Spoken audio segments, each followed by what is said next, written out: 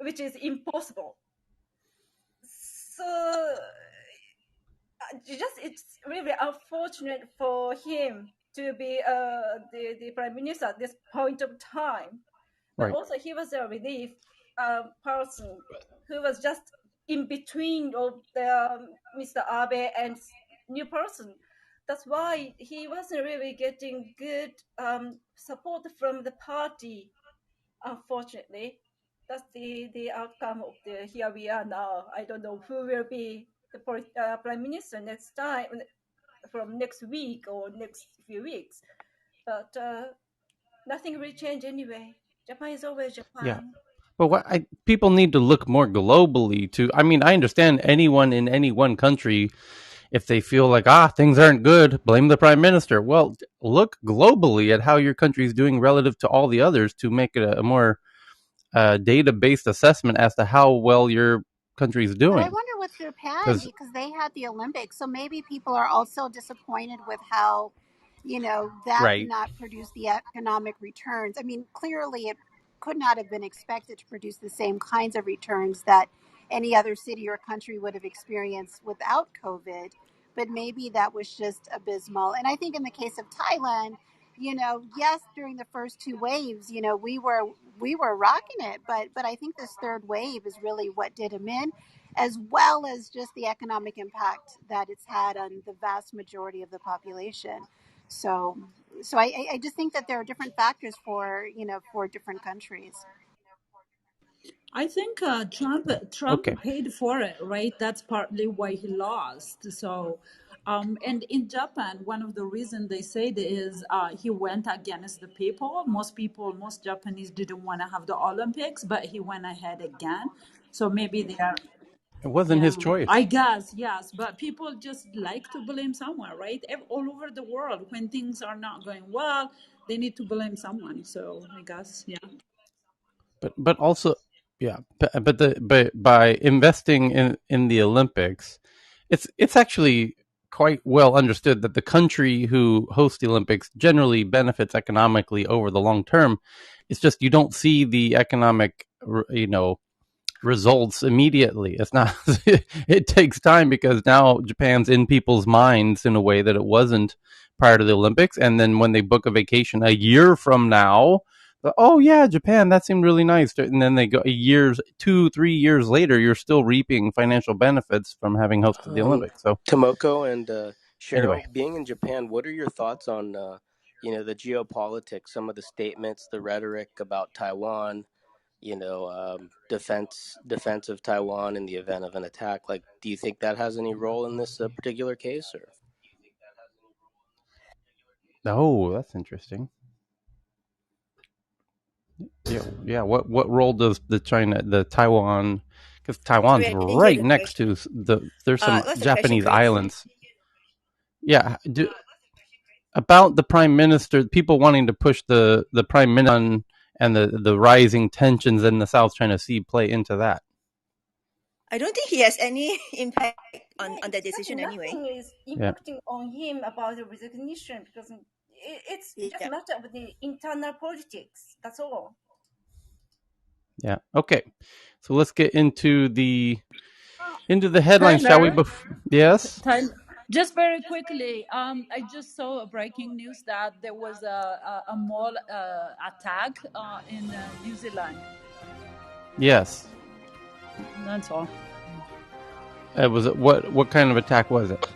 It was. They are still trying to figure it out. But a person walked into a mall, and then the police shot him dead. But he injured about 3 people critically in a hospital, and then there were another 3-4 people who are seriously injured, and then a few more. And then the Prime Minister Jacinda, I think, is going to be speaking like in a minute about it.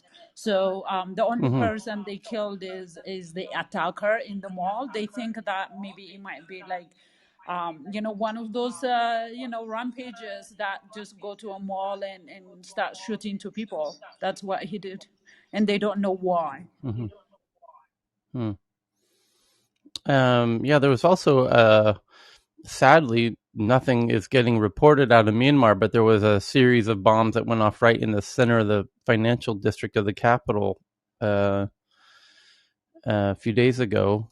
Myanmar's commercial capital Yangon and Mandalay rocked by bomb blasts. National League for Defense says a series of explosions rocked at least 12 locations in Yangon and Mandalay regions on Monday and Sunday, including offices of the National League of Democracy Party, which is the Democratic Party that got kicked out by the coup, and the military-backed Union Solidarity and Development Party. Things are getting really wild. Just to give you a quick update, the Burmese people are now building militia groups to fight against the military junta, and they're now, in recent days, seem to be having better luck. And simultaneous to that, there's notable thousands of people changing sides from the military to the people. So this could be. I watch this closely because it's next door to me geographically, and I have Burmese people that are part of my team here, and it's of personal interest. So it's interesting to see, and this was kind of known and kind of understood by people on the ground here that the army has somewhere in the neighborhood of a couple 100,000, although there's obviously several million Burmese people. And if the people start forming a structure to resist against the military and kind of push back or fight back, that many of those people in the military won't fight against their own people, right? So they'll resign from the army and switch sides. Solution of the cultural, the social, evolving nature of things is the people have started to organize, and now you get people resigning from the army because the army doesn't want to fight against the people in that way, and then that can snowball because the military people are the most valuable people to join the resistance because they have training and they know how to form a more skilled resistance, right? Because they have insider information of how the military works, so they can use that against themselves. Yeah, Ken? Yeah, but what's the role of the Facebook going on right now in that country? Because Facebook initially has been blamed a little bit for helping the army and the coup and all of that. I mean, it was a major subject of that new Facebook book. It was their role in Myanmar. So I just don't know if you had any comment on what Facebook is doing there and what access people have to Facebook in the country. Let's ping in I to give her account, and I hop into there's actually quite a bit of Burmese communities here in Clubhouse, and they hang out and they talk together, and I don't see I in the list anymore, but looking at the news and talking with them in their groups, that topic doesn't really come up lately. May I respond? So Sure. I have several, probably 20 friends from the past 10 years. They were my students 10 years ago when I taught in Yangon. And so I know them quite well. And so one, his father was the Myanmar ambassador to Thailand at that time. So I can imagine what, kind of where he is politically. And then others are clearly on the opposite side from a leadership perspective. But my sense as it relates to Facebook is that, when the tribalism, when the attacks really came in full force against the Rohingya, starting maybe 3, 4, 5, 6 years ago, there was a lot of Facebook misinformation targeting, people within that population. But my sense is that over time, that has really died down. And just anecdotally, it's really interesting because I was out to breakfast the other day with a very outspoken Italian friend who was disappointed that the waitress wasn't smiling. And maybe she didn't watch enough Romper Room, but I looked at her name tag. I said, she's not Thai, she's Myanmar. And we have no idea what else is going on. COVID is certainly ravaging that country. But, to your point, I had no idea, even with the depth of the relationships that I have there, I had no idea of this headline that you just shared. But my sense is that Facebook has, started monitoring the misinformation posts that, I used to see them rampant. And now, I really haven't seen it. So I think they've clamped down on that, but it's tragic. Hey, Tyler, Facebook shut down there because they have no internet access right now. The military shut down mostly internet all around Yangon, aside from like the fiber internet connected city like Yangon. I only know this because I do podcasts with Burmese folks right now. So, Tyler, you got a bit of an echo going again. I have an echo going? Okay, let me fix that. Yeah, Lakeisha too. I thought it was my network, but I can hear Lakeisha as well echoing. It's not Lakeisha. It's when someone speaks, it's Tyler's. Okay, how am I sound? Hopefully that fixed it. Yeah, it's okay. So here we go. Top headlines at the top of past top of the hour here. Happy Friday, September 3rd. Happy Friday, everybody. The biggest news at this very moment comes from The Information, although others reporting similar headlines. The Information says they have sources that Apple's planned VR/AR headset will need a wireless connection to an Apple device, aka maybe a smartphone perhaps, for full connectivity, although it could be to your laptop as well.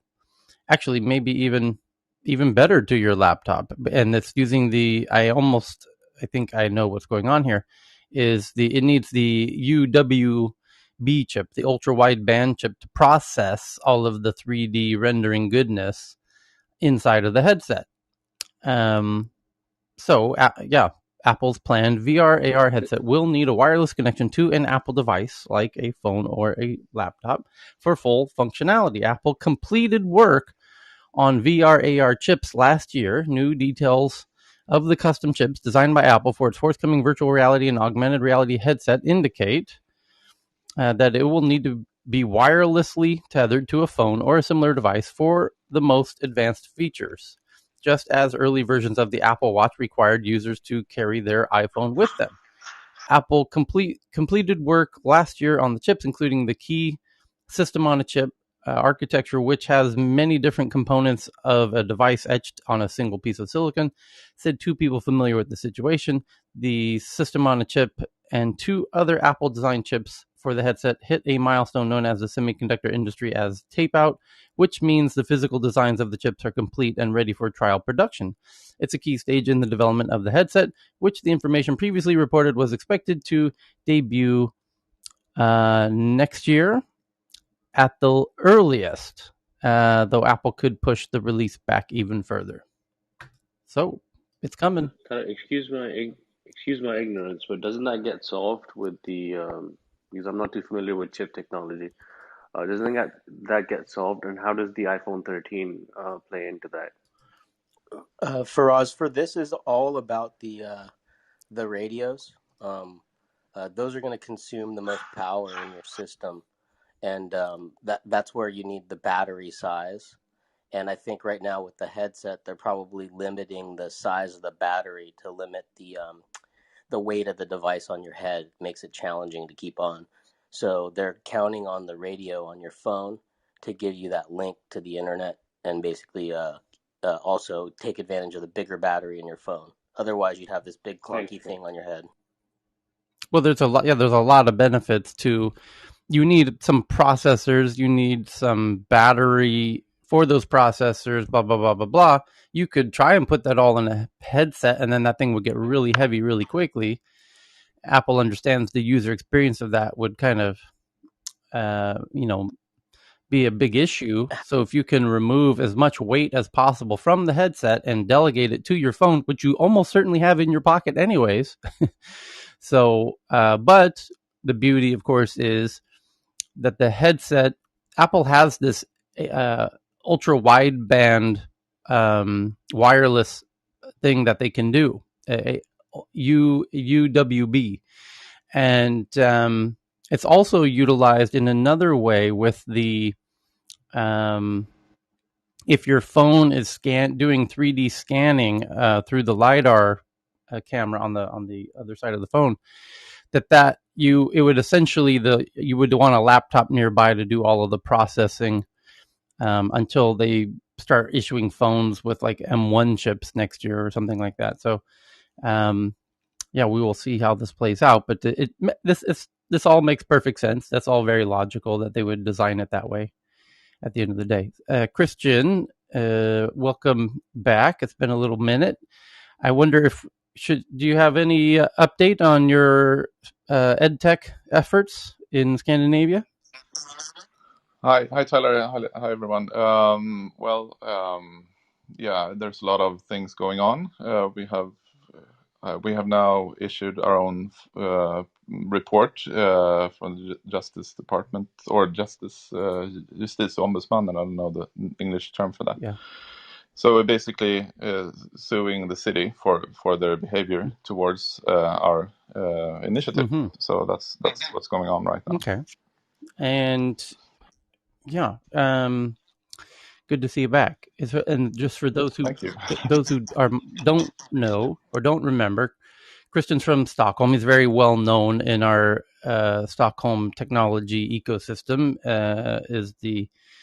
Is the driving force behind one of the best teams, development groups, and they do a lot of notable projects for a lot of the bigger companies, and then they do some of their own stuff. And one of the cool things that falls in that latter category is an EdTech solution, which I guess it's Stockholm, really, not even Sweden, is it? That had a school EdTech initiative, which it was a platform. It had APIs, if I understand correctly, and you were building kind of a better mousetrap based on the platform, which then the city realized, this is they perceived it as a threat, although the consumer perceives it as a gift, and so they unfairly started to kind of tell you can't do this, and made efforts to shut you down as an innovator, and which is kind of fundamentally against the whole concept of an open economy, and quite a peculiar development. It seems like something we would see out of China more than out of Sweden. Yeah, but it's I think that there's a bigger problem here. I think in the early 2000s, Sweden and Stockholm was quite well known internationally for our digitalization or IT infrastructure, and also because of all the promising and successful startups, we have gotten a reputation that we are really good at these things. So, but at the same time, the government agencies and the whole government basically has gone the other way. So now we are last at every international comparison with the OECD's list and things like that. So. And now, kind of, those two worlds collide in this battle that we see now. So we, from the tech business, we are now trying to help with the situation from kind of helping out with getting information about our kids in the school. But now the old world is catching up on this and realizing this gap is quite big. So that's what we aim to do with this, is also to kind of describe this gap and start talking about what this means. Like, how can we establish more collaboration between those two sectors? I think it's pretty much the same in many parts of the world, that you have so many opportunities by using digitalization to also not only get your Uber Eats food better at your faster to your door, but also getting your kind of your healthcare to be better, and your education to be better, and all those things that usually are government run, but those also should use this technology as good as possible. But there's a lot of regulations, a lot of laws and things like that prevents government agencies from being as fast as they should be.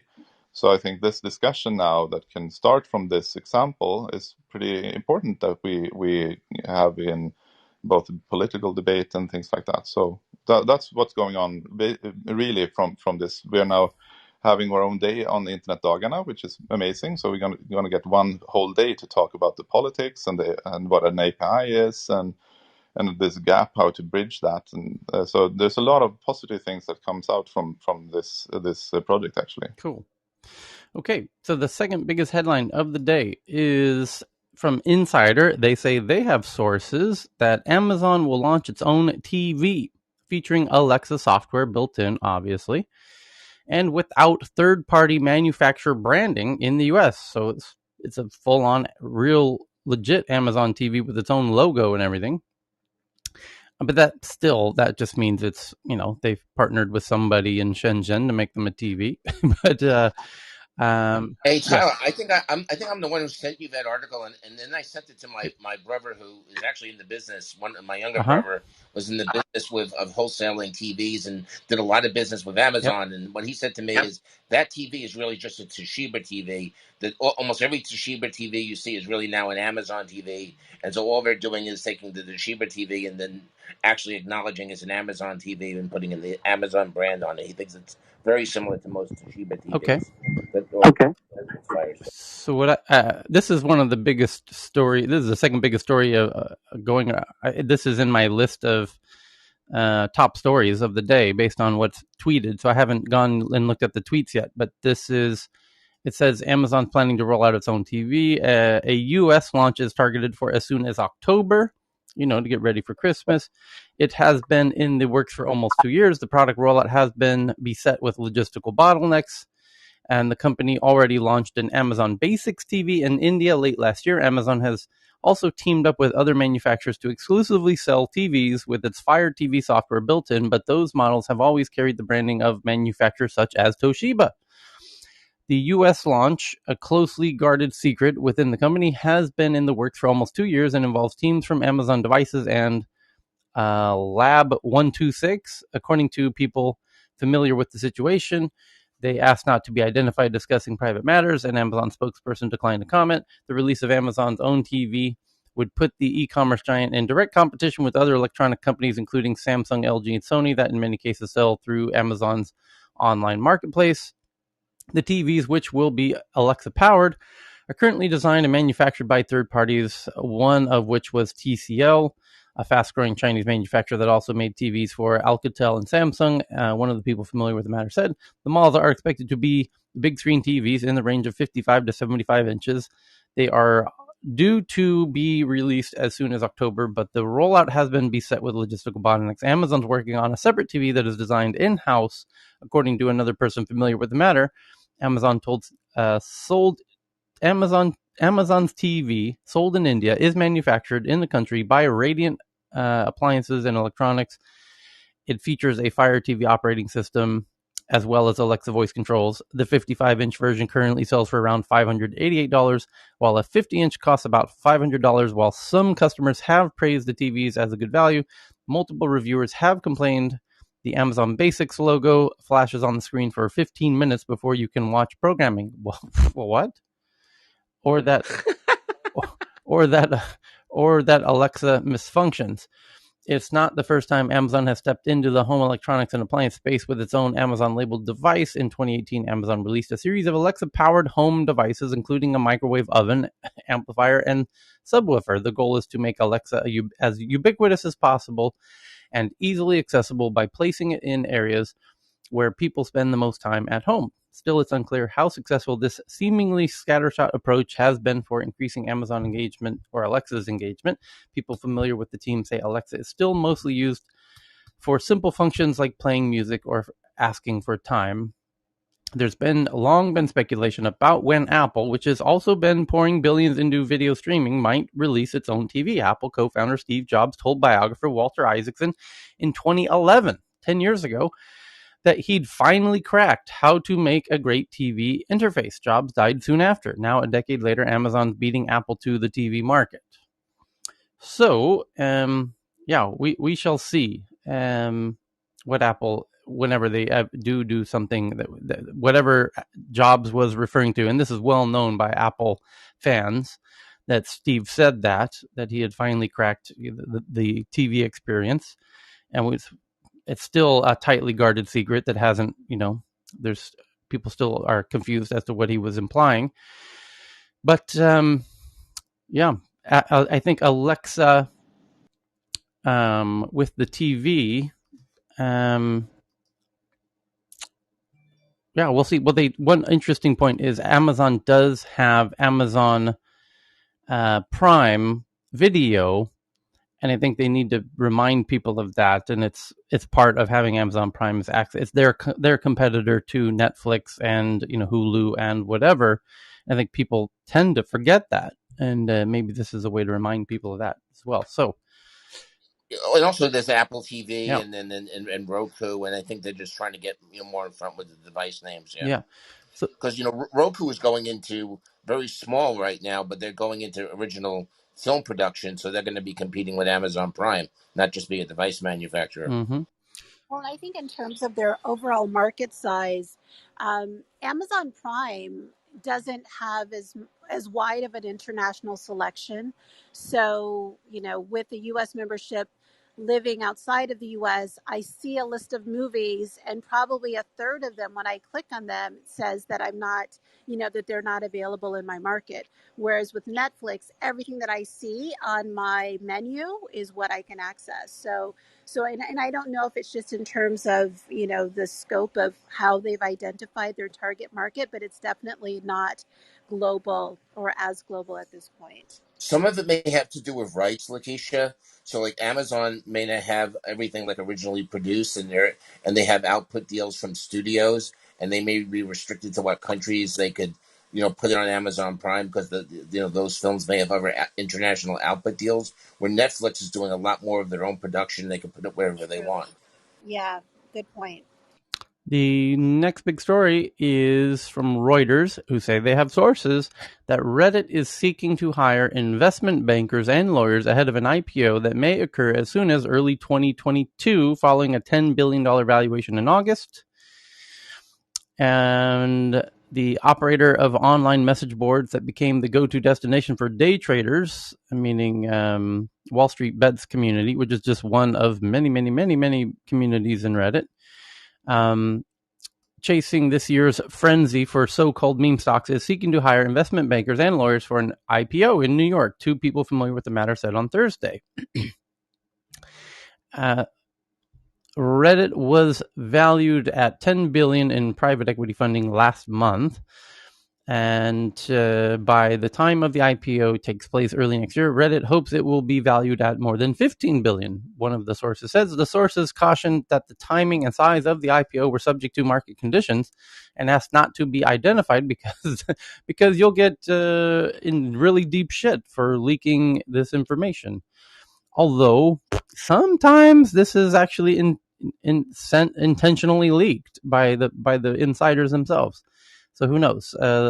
But they were subject to market. They wanted to not be identified because the preparations are confidential. Yeah, obviously. Reddit. They're trying to CZ this shit. Well, no, but it could. Weird games start happening politically in the company when they start planning an IPO and then when they're talking with bankers, and because it becomes a competition, especially with these bankers, to do your IPO. You start getting all of the banks on any IPO of this size of 15 billion.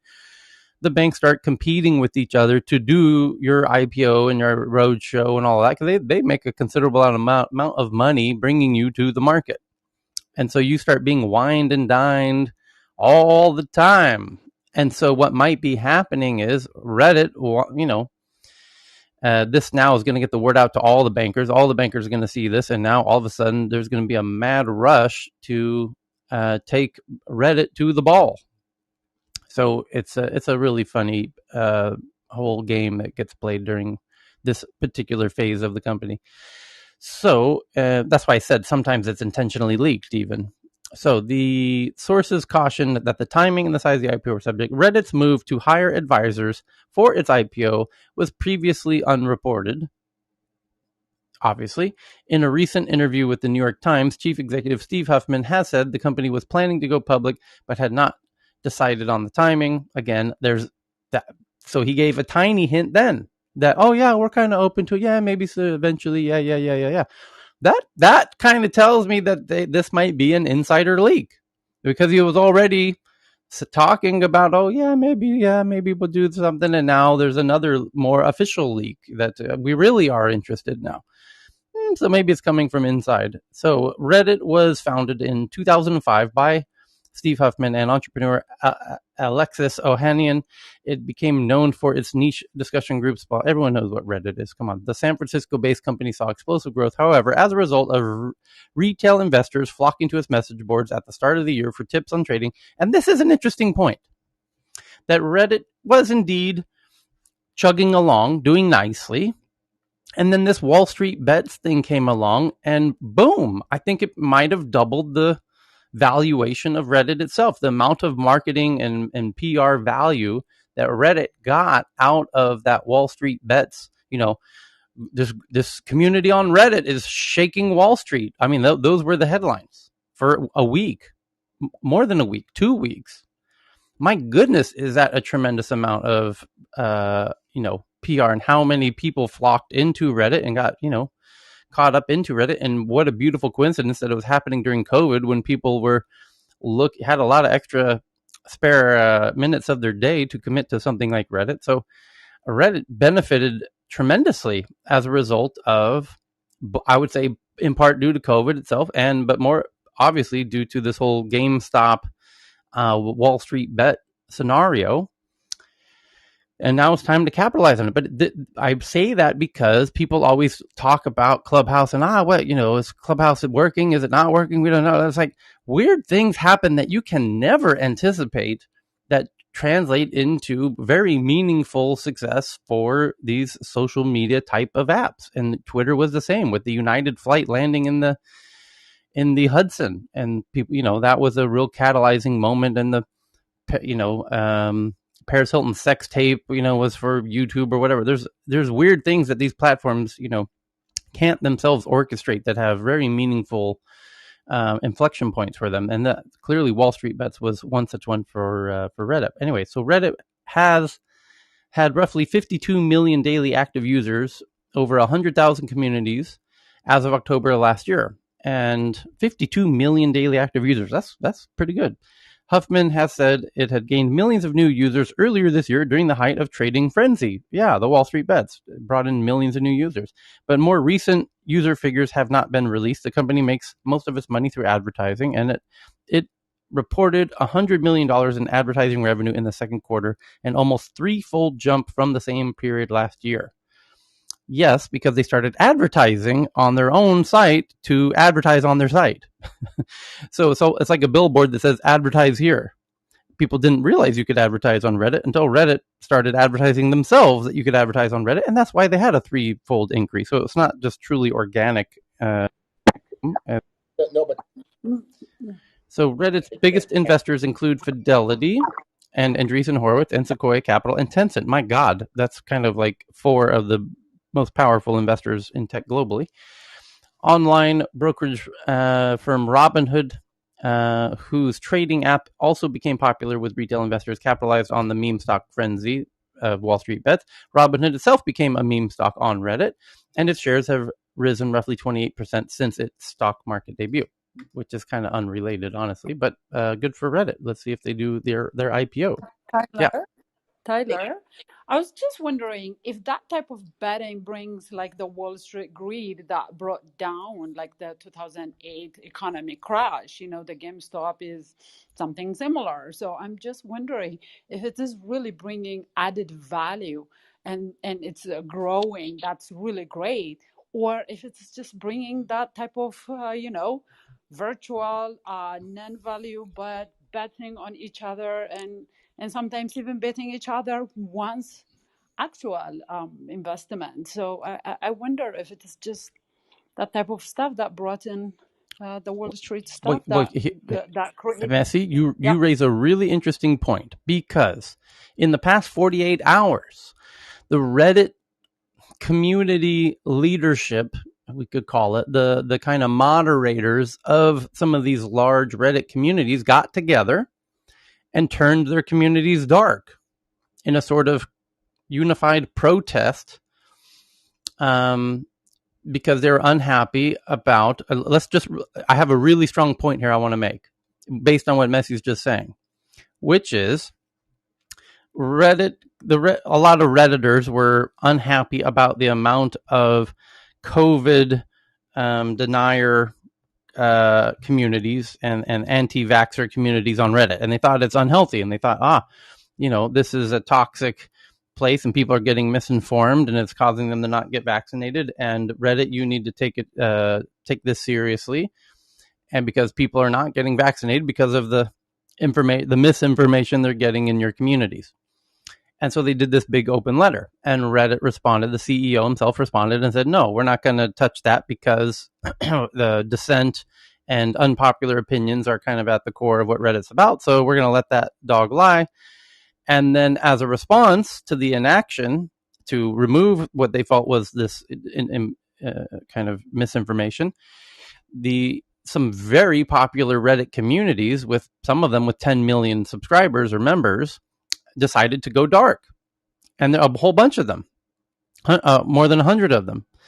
And then 24 hours later, Reddit says, well, by the way, in going dark, they said, we're going dark until we have demands, until this one particular Reddit community called No New Normal is removed from the platform. They all united in making that claim or demand. And then, what do you know, 24 hours later, magically, mysteriously, Reddit says, we're removing that group that everyone was boycotting or making the firm demand about. But in the fine print, it says we're removing them not for their content. We're removing them because we see in our analytics that members of that community are harassing other communities, and that's against our policies. So that's why we're removing them, which is very, very clever, very, very sneaky way to resolve an existential problem, especially when they, oh boy, now we realize, because that was yesterday, that was 24 hours ago, and now they're talking about an IPO today, now that problem has been dealt with. Imagine if they didn't take that community down and all those communities are still dark and they're planning to announce this IPO with all these big communities going dark. And what if those big communities say, well, it's been a week, we can see that you're not going to fix this, time to go somewhere else. And Reddit didn't have a choice but to fix this, but they also couldn't contradict themselves and say, no, we allow voices of all types on Reddit. So they came up with a very clever solution, didn't they? We're removing that account, we're resolving the issue, but we're not contradicting ourselves. We're letting voices be voices. We're actually removing them because they were violating a totally separate policy that has nothing to do with what they were saying, but that they were working as harassers in other communities. That's against our policies. So we removed them, but not because of what they were saying. No, not at all. And not because you were asking us to remove them. No, not at all. We're not removing them because 100 million fucking Redditors is asking us to remove them. No, that's not why we remove them at all. We're removing them because we just happen to, at the same time that, an existential threat is about to bust our fucking head while we're trying to IPO, we just magically found that they were, at that same moment, we realized that their members were harassing other communities. So we removed them. Give me a fucking break. And by the way, if we censor them, we're subject to Section 230. Right, exactly. So, it's brilliant. I mean, don't get me wrong, it's brilliant. Whoever they have some very strategic forward thinkers that think in very matrix-like. Well, they knew, and nobody else knew, that they were planning this IPO. And then to them, this was an even much more eggshell scenario than anyone else had realized until right now. So here's the here's the big point I wanted to make. I haven't even made this is what I was leading up to about what Messi was saying. Wall Street Bets is one of the biggest communities in Reddit. Wall Street Bets, as a big community of millions of members, can themselves do actions on the platform that can affect its stock price. And that's what Wall Street Bets is all fucking about, is affecting the stock prices of companies. And now they can affect the stock price of the company that they are the members of. So this is similar to any company who knows they're about to have a big news breaking announcement, right? Betting on and by the way, they are stock traders. So imagine a community of stock traders, millions of them working together that can create news on the platform that they would bet against. They can do insider trading themselves if Reddit becomes a publicly traded company, because they could do wild big campaigns creatively. They themselves go dark and make some big announcement and cause some, big headline. All they have to do is come up with a creative way to make some big headline that some journalists publish, and that will force the price of Reddit to go down. And they will be the people who make the price of Reddit go down. But they will know it went down, and they will, before it goes down, short it, put their positions anyways. So they're going to be able to do effectively manipulate their own market. Exactly. What about I was thinking about that as well, and I wanted to actually point that out, and you just said that. But also, I mean, I think they did the right thing timing wise. Obviously, they did the right thing because they were just about to announce that. But I think in a way, this could also backfire. That it's kind of a band-aid to a bigger problem. And also, I mean, don't people mostly go to Reddit for that exact reason, is that they wanted to have a place to freely speak and say it, and now members, if they're big enough themselves, they can kind of monopoly them out of their voices, out of what they want to say. So I think eventually, it was a band-aid for the moment, because it was needed, obviously, and they did the right thing at that time for their business. But I think eventually, long term, it's probably going to backfire a bit. What about the 800-pound gorilla in the room, being that Tencent is a major shareholder? Do you think that Tencent's going to have to divest before the IPO? I don't. Depends on what percent they own, and I don't think so. I don't think so.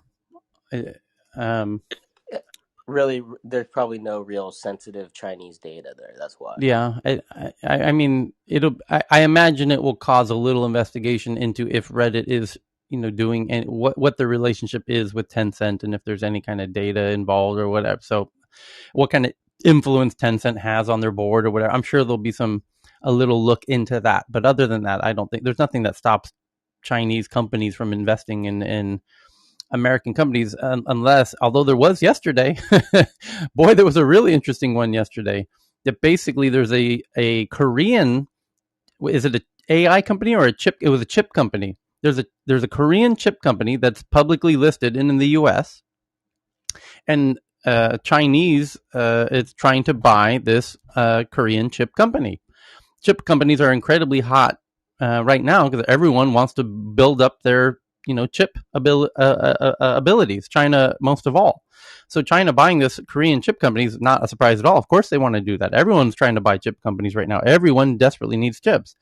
But because it's publicly traded in the U.S., the U.S. has the oversight ability to say that deal can happen or not. And America said, no, you can't buy that Korean chip company. And China says, that's unfair. You can't do that. Now you're meddling in global supply chain politics, and you're not letting us buy this chip company, whatever.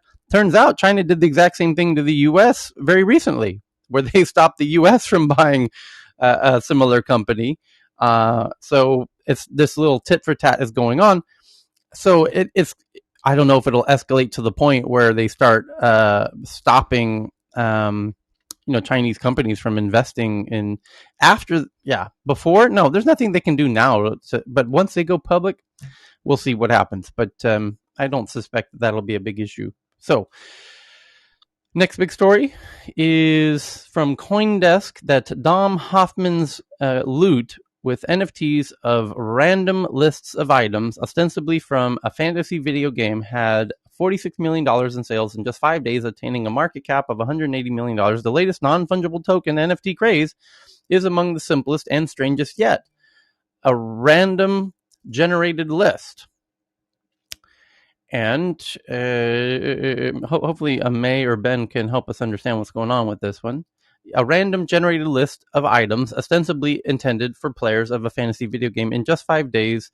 The NFT side project from a social media network called Vine, co-founder Dom Hoffman has managed to attract $46 million in sales and a total market cap in excess of $180 million. Perhaps even more impressively, the Loot community now counts among its ranks an all-star list of 3 Web3 founders, builders, and investors, including executives from projects including Axie Infinity and Fractional Art, many of whom are building new projects on top of the original drop in an effort to expand the quote-unquote Lootverse. While some believe the project signals the genesis of an open-source fantasy metaverse, others, including the founder himself, are worried the sky-high prices might be the latest sign of an unsustainable NFT bubble and could end up deterring more would-be players than not. With a simple tweet, they kicked it off on Friday. The project had no front-end interface, and users had to directly interact with the minting contract in order to obtain the NFTs. And they charged no mint fee, and the NFTs did not include royalties. Users only had to pay for the Ethereum network transaction fees and blah, blah, blah. So, next one up is from Reuters that Indian nonprofit called Together We Fight Society has filed a complaint with the Competition Commission of India accusing Apple of anti-competitive App Store practices, which is a response to what happened in Korea recently, where Korea legislature just ruled that Apple cannot, and I believe Google as well, cannot keep their monopoly on the in-app payment systems that are forcing developers to pay 30% of all the financial transactions.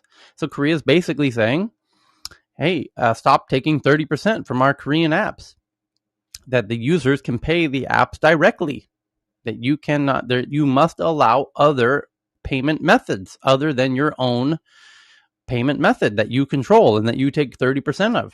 So knock that off. You must allow the developers to provide their own payment methods that they obviously will keep for themselves. They're not going to give you 30% of that, obviously. And Korea just passed that.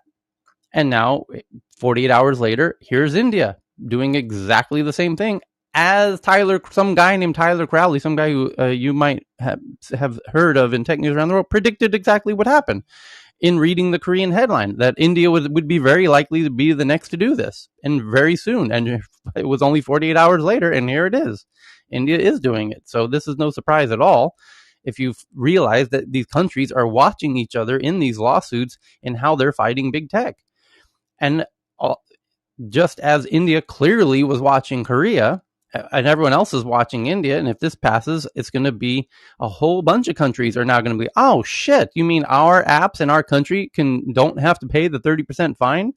And those bigger apps in those countries are going to tell their governments, hey, look what's happening in Korea and India. Why don't we do this too? We don't want to pay 30% to Apple. Please go sue Apple and force this to become a global domino issue. And it'll be interesting to see who's next after India. And this is bad news for these apps in America as well. And by the way, it's the dominoes are already starting to fall in this way in America. But there's another issue, which is India, where Korea was really the first to pass this. In Korea, globally, Korea is the first to say, no, the apps don't have to pay the 30% fee. India is the first to make these big tech companies really bend on all kinds of other interesting issues unrelated to payments around compliance with government takedowns and moderation and editing the content on their platforms. And it turns out all of these apps are more than willing to do whatever India wants them to do. And no doubt other countries have noticed. And we know that Moscow, that Putin and Russia have noticed that, because one of the really interesting things India did was force them to put offices and booths physical on the ground, which Twitter was very reluctant to do, but eventually did. And now Moscow, Russia, is now exactly saying the same. But the companies notably aren't complying with Russia because, by the way, Russia is a tiny market. Economically, India is a tremendously huge market. So this becomes perhaps the main factor in deciding whether these tech companies comply and play nice with the demands of these countries. If you're a big country, these companies will do whatever the hell you want because they are greedy bastards at the end of the day. If you're a tiny little economy like Russia, maybe not. Maybe we don't really care. Maybe we're, good luck forcing us to do what you want. We don't really care about your tiny little pissy, kitty corner of an economy over here. $50,000 fine. Yeah, and we're happy to pay your $50,000 fine for not complying with your demands of, and so we'll see how this all plays out. But it's a big global issue with tech. As expected. Apple's updated rules allow website. That was yesterday. Okay, so the next big article from Bloomberg.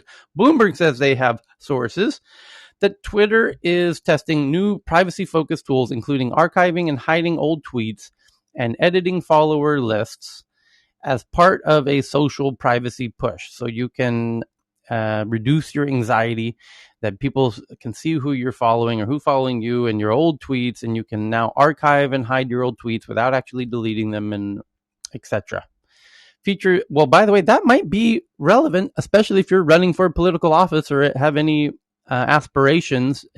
Now that it's become very common for everybody to get canceled and their whole social media history gets reviewed, anybody of any public importance, of any position, their entire Twitter history is now going to be reviewed to see if they ever said anything, potentially inflammatory or upsetting to anybody. And my goodness, is there a lot of people that are, turns out back in, 2007, you said something about somebody that, we don't like. And so now your career's over.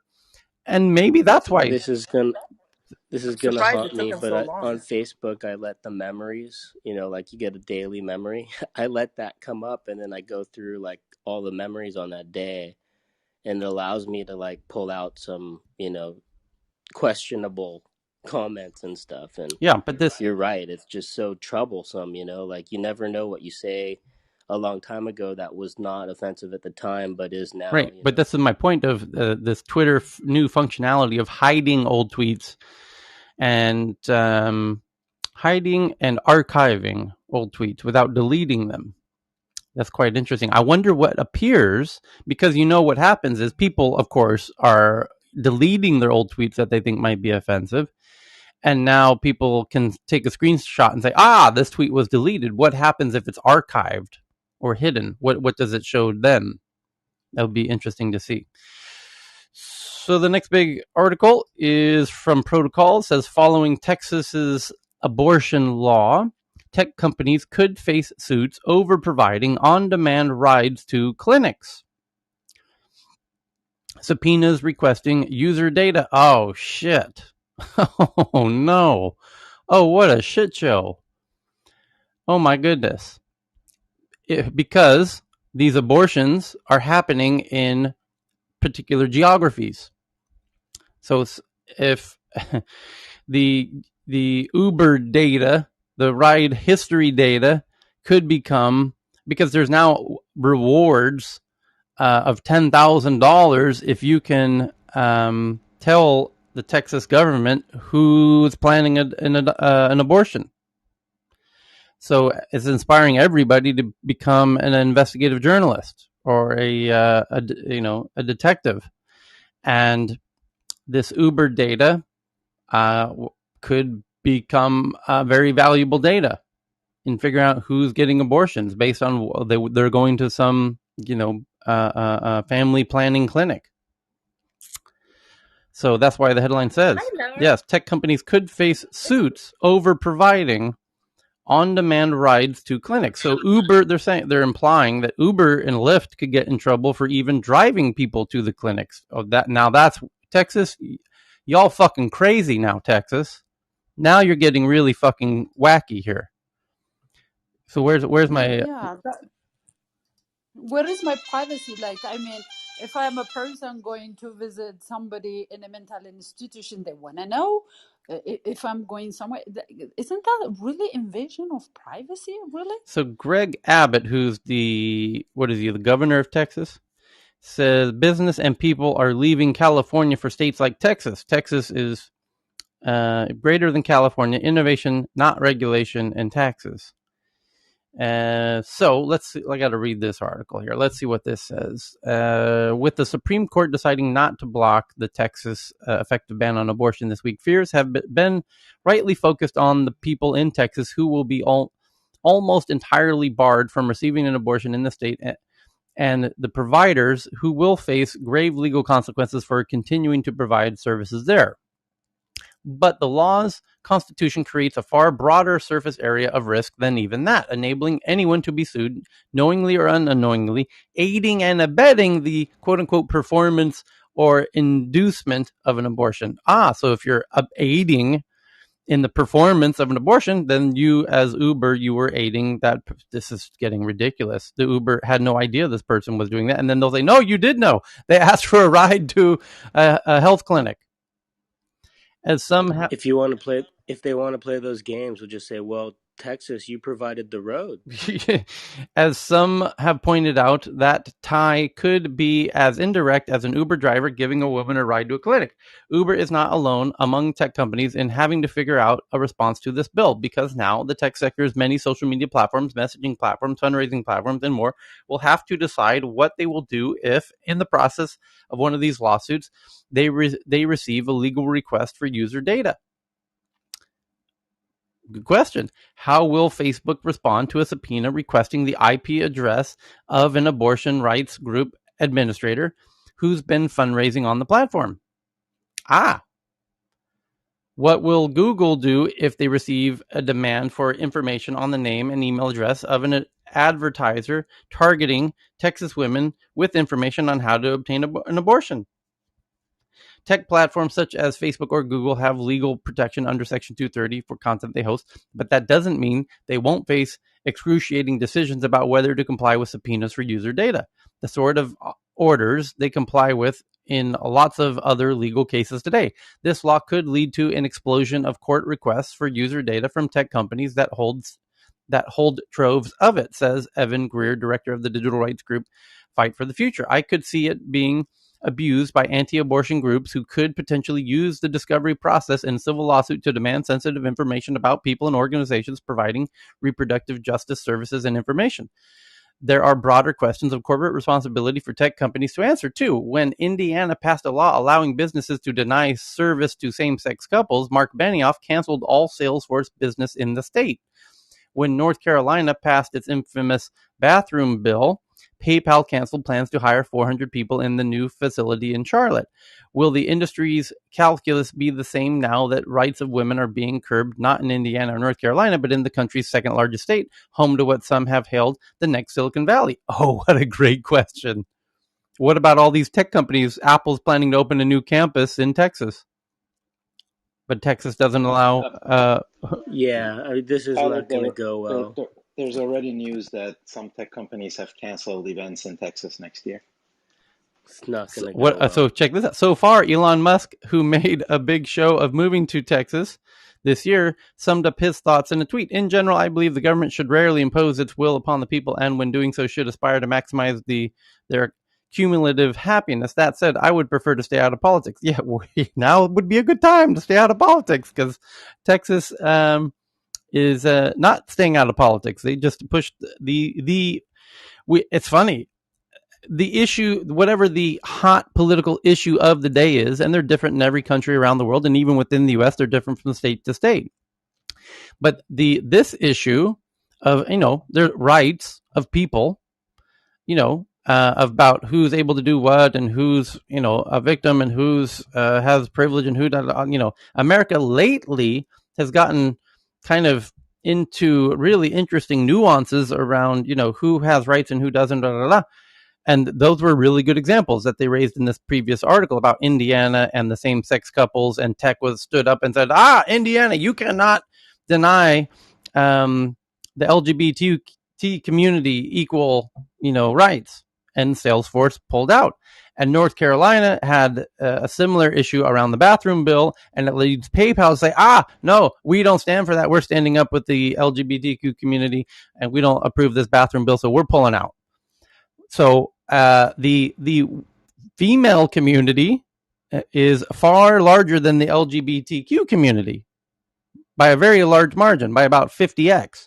So What about this community that is known? I've heard this community is called Women or something like that. It's a pretty large community. Apparently, it's about half of people. So now that this is happening in Texas, is tech going to stand up and say, no, we don't approve of this? It's going to be amazing to see which tech companies are going to stand up for this, because, as I said, Salesforce and PayPal stood up for the LGBTQ community when two different states passed, laws that were removing that seemed unfair to those communities, and this seems. Many would argue it seems unfair to women, and so is tech going to stand up for women? It would be very interesting to see. Messi? No, I was just going to say, what a hypocrisy of this is that. Like, they tell that government has no business in people's life and that healthcare was too much, even mandating it for a tax and stuff. But now it's okay for government to get involved. I just don't get this kind of hypocrisy, really. Yeah, so check this out. So if I can... One second, Ben. The next paragraph says, Protocol, which is the publication, reached out to tech platforms, Facebook, Google, Twitter, and Reddit, rideshare companies, Uber and Lyft, companies with big offices in Texas, Apple, Palantir, Dell, and HPE, companies that have boycotted other states, Salesforce and PayPal, telecom companies and organizations, Verizon, AT&T, and the tech lobbying group TechNet. None responded to direct questions about how they would answer court orders requesting user data or how they're managing the impact on their workers. You know why, Tyler? Two outliers in the industry were the CEO of Match Group, which is based in Texas, and Bumble, the dating app founded by Whitney Hurd, a female founder of a dating app called Bumble. In the statement Thursday, Shar Dubey, who's the CEO of Match Group, which owns Tinder, by the way, that's the relevance, said, I immigrated to America from India over 25 years ago, and I have to say, as a Texas resident, I am shocked that I now live in a state where women's reproductive laws are more progressive than most of the world, including India. Oh, great quote. Go ahead. Who's Chris? It's unfortunately the income tax, right? It's the state tax. There's no state tax. It's the old greed versus morals issue.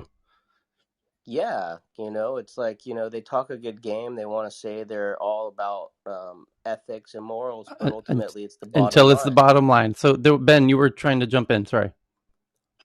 Yeah, just about the law itself and the Supreme Court's decision, and also responding to what Messi was touching upon in terms of government telling people what to do. The sort of the sneakiness of this law, as it was drafted, was that it's actually providing a right for private citizens to enforce sort of the anti-abortion right, if you will. It's not so much of a direct governmental intervention or prohibition on managing the process. It's really allowing the citizens to report. They give them $10,000, and they can report on a lot of people. So this is one of the things why the Supreme Court yesterday could not, well, at least that's the majority's opinion, that, we can't really do anything now. We just have to let it go through the whole process from October till next June. Then we can make a decision on whether this is something that's unconstitutional. But knowing that the point that I want to raise is that, it touches upon a lot of different aspects, including Uber drivers, if you will. So these guys are actually at risk for aiding or abetting the process for obtaining abortion, which is prohibited under this law, which again seems to be very quote unquote smart for the legislation. But remember, what goes around comes around. When the law is drafted so broad and it's not narrowly tailored to address a particular concern, that could be its Achilles heel, if you will, because that could be reviewed by the Supreme Court very, with a strong disdain. That even though Texas may have a legitimate purpose for whatever reason they wanted to accomplish, but the law was too broad. It really does not provide enough exceptions or narrowly tailored measures to be able to make it constitutional. So again, there may be nuances in the actual statutes which I haven't read in details, but I'm just saying that that's one of the potential arguments to attack the Texas law during the normal process at the Supreme Court, which probably will invalidate it. Of course, unless the court decided to go for removing really the Roe v. Wade decision to sort of overrule the decision. That's a pretty tough thing to do, because the Chief Justice Roberts, he's actually in the minority this time. So he's sort of, quote unquote, sympathetic to the pro-abortion movement, if you will. So somehow I think the pro-choice group would have to really gather together to try to get one more vote out of either Justice Kavanaugh or Justice Barrett in order to uphold the Roe v. Wade. But anything could happen for the next year. On a related legal point, it's I believe it's somebody very senior in the government is now trying to pass a policy that would kind of defeat this Texas abortion law. Basically, there's now political moves being made at the Capitol. Yeah. That's exactly what I was going to say. I mean, this conversation about abortion keeps coming up in America. It swells up like a wave in different states, and of course, Texas being as big as it is. And I think in a way, this could also be that, again, this is a way they know that there's going to be pushback, especially now with all these big companies there, and all the big companies have to answer back to their people and their, followers and fans and customers. So they know it's going to be a pushback. Most likely, it's gonna turn around, and I think it's their way of saying that to their constituents that this is what we're trying to do. We're with you. We agree with you, and we're going to take a stand, and we're going to put this law in place. And they know that people are going to rise up. They know that people are going to push back against this. And what better time to do this now than 2 or 3 years from now, a couple of years from now, when there's going to be an election? And let's get rid of this conversation before we get to the next election. So I think, they know it's going to be a pushback. It's probably going to be a turnaround, and they'd rather deal with it so that they can say, hey, look, we tried, but the people have spoken. And, we have to keep the business, and we have to keep the future of the state in mind, and we want to bring in more people to the, to the state. So I think timing is good. If they needed to do it to prove a point to the people on their own side, then this was the right time to do it before the next elections. Okay, so before I get into the next headline, we just discovered a little minor breaking news here we can share. And this is legit. No one else knows this at the moment. Perhaps not such a huge announcement, but has implications. So our friends Heyman, who join us here every day, and our friend Cal Patel, who's the co-mod here of Tech News Around the World, they were together just minutes ago in an app called Call-In, which is David Sachs is backing and is kind of a leading, maybe a chairman kind of role. And it is a kind of social audio podcasting app, not clearly inspired by Clubhouse. I mean, the interface looks identical to Clubhouse, but they're aiming it to be used as a way to generate podcasts, but using this room to generate a podcast, kind of a thing, kind of a hybrid. Anyway, so Heyman asked David Sachs a question. David Sachs, by the way, is one of the best tech investors in all of tech, and has himself created what came out of the PayPal mafia, sold his startup to Microsoft for over $1 billion, and just an absolute whiz and a brilliant mind in tech. And so he was answering questions inside of the room. And Heyman and Cal were in the room, and Heyman asked a question about what is Call-In doing to build into social, to build social into the Call-In app, and also integrations with other social platforms. David Sachs himself answered, yes, social is built into the name of the app and also will make it easy to embed into other platforms. So answering the embedding question and the point that I keep raising here, which is whatever social audio app makes it easy to embed into any other web page will have an asymmetrical advantage in letting creators and creating lots of rooms at scale. And David Sachs is now saying that Call-In is going to let users embed the rooms into other web pages. So your move, Clubhouse. Let people embed the rooms into other pages, because the other platforms are like Call-In, and it looks like Twitter is shaping up to do that as well, because the Twitter rooms now work in a browser, which means it's just an iframe, which means they are embeddable, just like tweets are embeddable. So I really hope Clubhouse enables that, because the reason that I feel that it's important is because when YouTube took that strategy, which, by the way, YouTube came out of PayPal just like David Sachs did. So David Sachs is very intimately familiar with Chad and Stephen, who were at PayPal with him, and they created YouTube. He created Yammer. They one sold to Google, one sold to Microsoft, and he understands that one of the reasons YouTube won against the dozen other video platform competitors was they allowed embedding, because creators like to feel that they need tools. They want a tool that helps them build their destination, their website, their property, and they want a tool that allows them to show videos on their site and build their brand. And they're not so interested in building somebody else's brand or destination. And YouTube enabled that. They said, great, here's a video player. You can embed it on your site, on your destination, on your brand, on your baby, and build your baby. And we're just giving you a tool to help you build you. It's all about you. And we're not going to charge you a penny. Here's a video player. Upload your video, embed it on your site. And content creators love that, because content creators are greedy, selfish fucks. It's all about them. And that's why YouTube won, because the other players didn't enable this. The other players said, no, you got to host your video on our site. It's about us. It's about our destination. You got to send your viewers to us. And YouTube said, you don't have to send your viewers to us. You can own your own audience, and we're going to help you build your audience. And we're going to bring video functionality to your site. And so that's why I said, let content creators who want to build rooms on their own platforms and build their own brands on, let them have a way to, just like YouTube, let them make videos on their own sites, let them make social audio rooms on their own sites. And whoever enables that is going to win the content creator war. And going to have tens of thousands of rooms all the time on every topic you can imagine. So just a quick little note that Heyman asked the right question. Are you going to allow embedding? And David Sachs at Call In said, yes, we are. And is it already available, or is it future implementation? No, if it was already available, he would have answered and said it's already available. So not yet. Okay, so just now I was briefly there before Tech News Around the World. Their town hall, less than 150 people. Say again?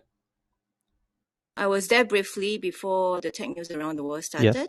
So the town hall live town hall conducted by David Sachs. Yes. There's less than 150 people. It's a beta app. I think it's launched already. Yeah.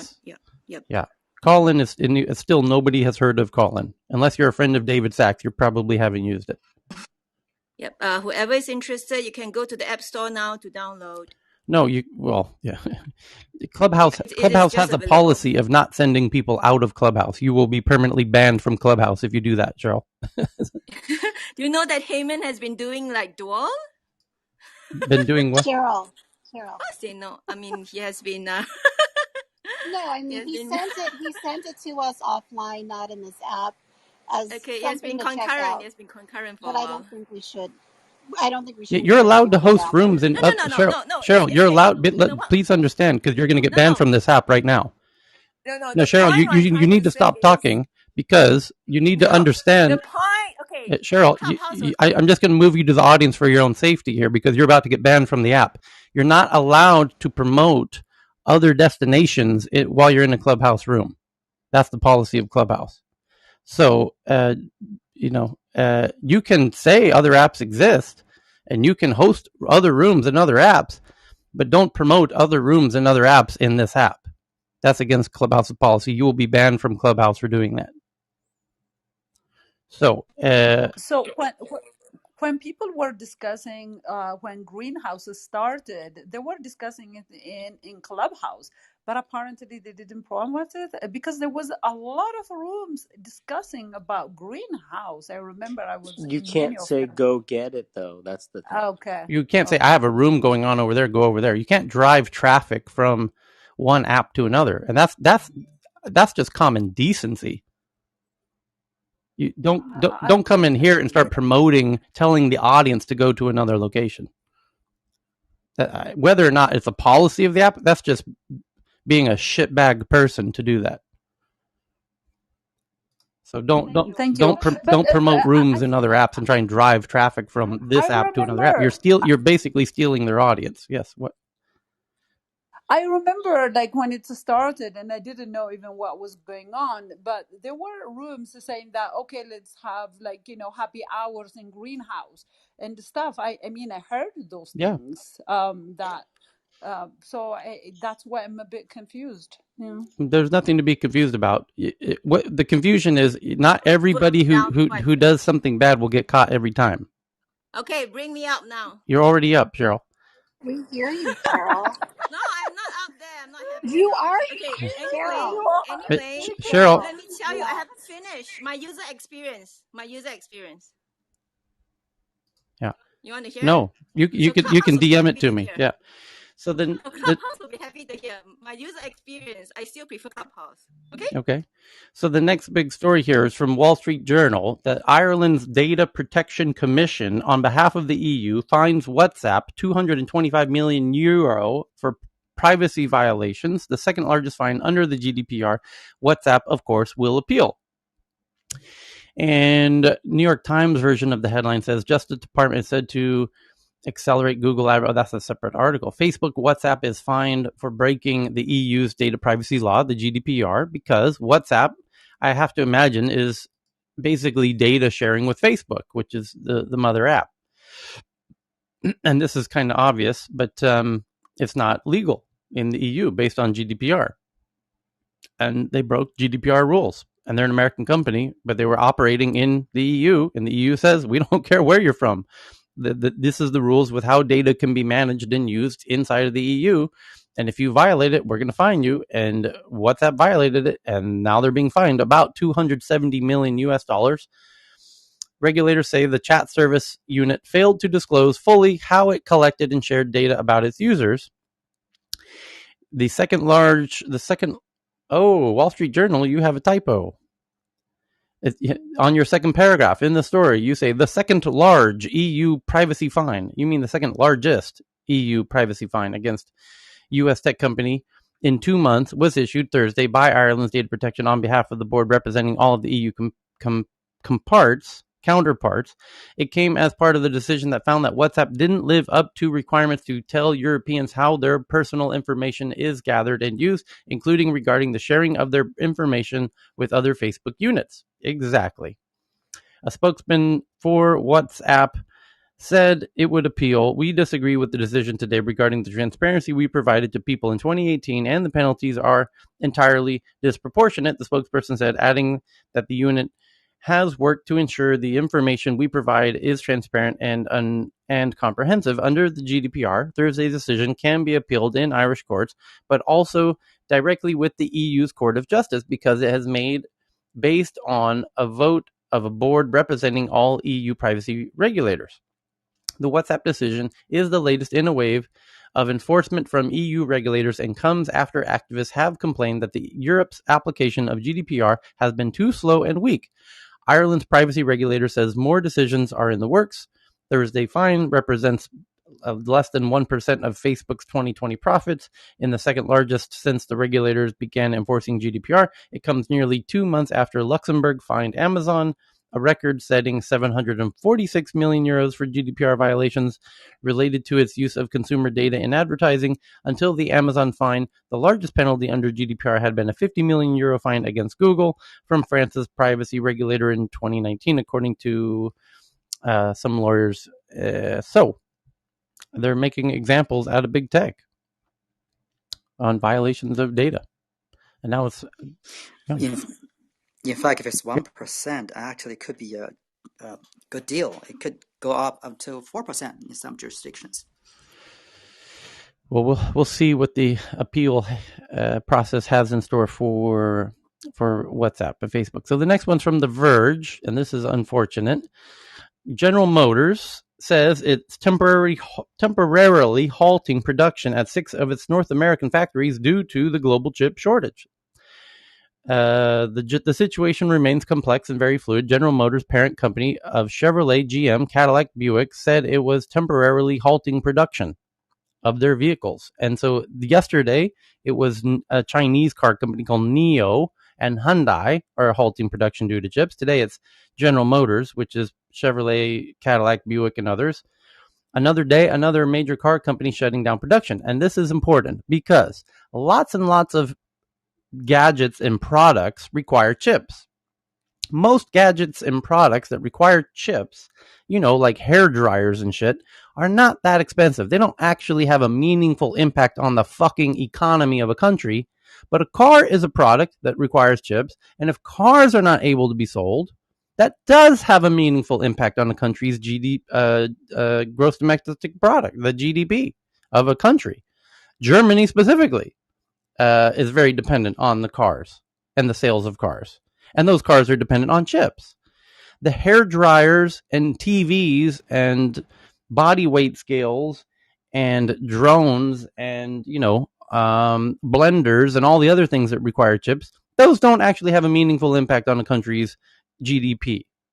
Cars do, particularly for cars like countries like Germany and America. And America knew that this was likely to be a problem.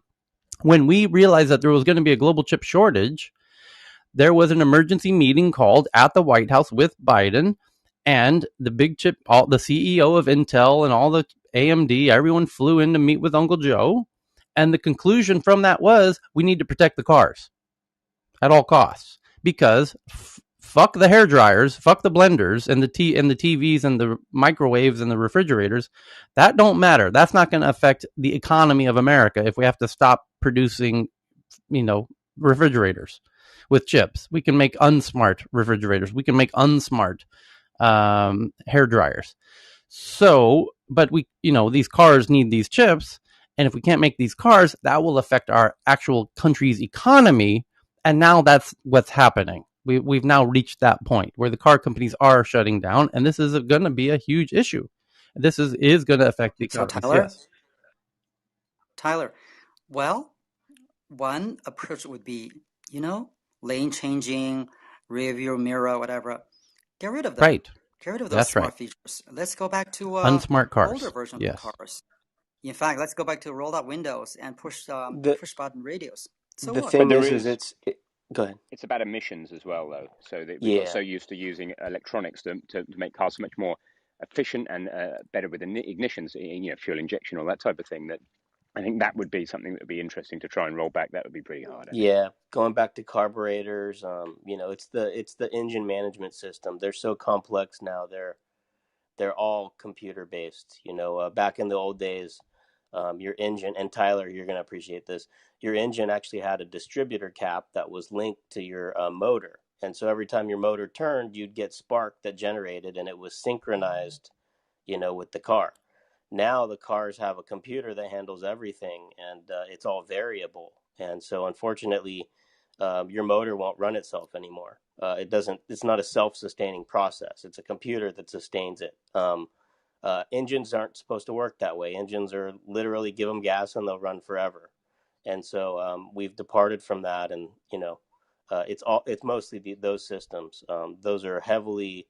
And spies all drive cars from the 80s because they're going to work after an EMP. So, and then so I was going to add that here in Tanzania, I bought secondhand in 1996 Land Cruiser, and the value of that car has gone up lately because all the latest models of Land Cruisers. And by the way, for those who don't, obviously Land Cruiser is really important in a region like Eastern Africa because of the bumpy roads, etc. Toyota has a large market share, but I'm super happy and will not sell my car anytime soon. I'll try to maintain it because it has no electronics, hardly any electronics. I mean, the most complex thing in the car is the electronic windows, and I might replace those with or back to the old-fashioned hand crank style, right? But that's something that I'm noticing here as well. Like the value of the older models of certain cars is going up because one, do you really need all the smart features in Africa anyway? When really it's about, and the other aspect is also repairability, obviously, right? So getting all the spare parts is much easier. The supply chain is still quite old, so that's a big factor here in East Africa. Yeah, just to build upon that quickly, I think it's a matter of it's a numbers game. In other words, there are features that are absolutely needed chips. but there are also extraneous features, whatever those other features are, to make it more comfortable, better air conditioning, two-zone control, whatever. I think those are sort of what I consider optional features. So maybe these car companies are waiting for the chip shortage to be, rectified. But it's a matter of it's a game of chicken. If it's another 6 months, another year, until they have to realize, we need to sell damn cars. I don't care whether it's hand cranked or not. If it runs, I'm going to sell it, and people, like Bonnie or myself, we would buy it. Let me just tell you this: the Toyota Cressida has the best stereo system.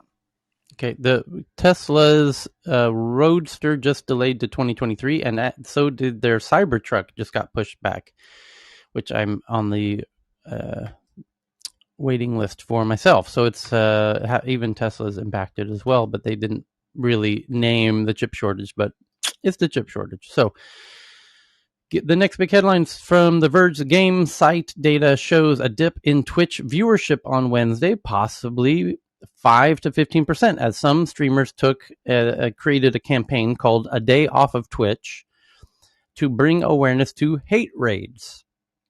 And we talked about this before the Day Off of Twitch happened. And it started a few weeks ago. Is Swed Bliss on stage? She's related to this headline personally.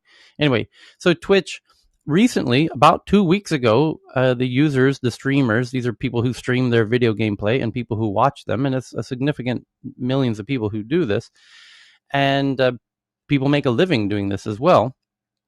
And they noticed that they're starting to get armies of bots coming into the room spewing hate in the comments, and it's causing emotional distress for some of these young streamers on these channels.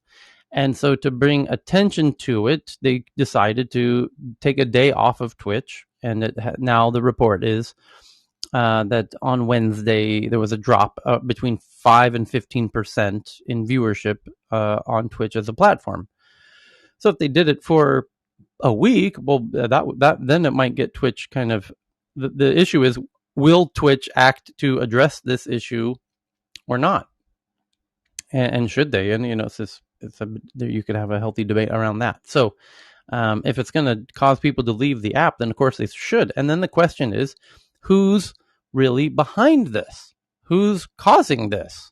No one individual has a real interest in, at scale, this is causing a significant thorn in the paw of Twitch as an app. If it's going to force people to leave or take a day off like this and drop traffic down, who's behind this? Who benefits from this? By the way, one of Twitch's biggest users, streamers, just signed an exclusive deal with YouTube because YouTube now realizes, Twitch is big enough that there's some money there. We can do that. People can live stream on YouTube. You could live stream your video gameplay on YouTube. Why not bring that traffic over here to YouTube? Let's go ahead and hire one of the most influential streamers on Twitch and do a deal with them on YouTube. Who's behind this kind of interesting problem that Twitch is now facing with all of these hate raids? It's tech enabled. We'll see. I imagine Twitch's security engineers must be trying to deconstruct the source of these hate raids and letting them continue so that they can analyze the source. I mean, you could shut it down. Yeah, we didn't quite come up with a hypothesis yesterday, did we, Tyler? We had a few different names that came out, but no one... I want to be clear. I don't think it's YouTube, but because YouTube would be the one who might benefit the most if people left Twitch in masse. But yeah, Netflix is trying to do gaming, but it's on mobile and it's not really yet streaming. So it's really peculiar.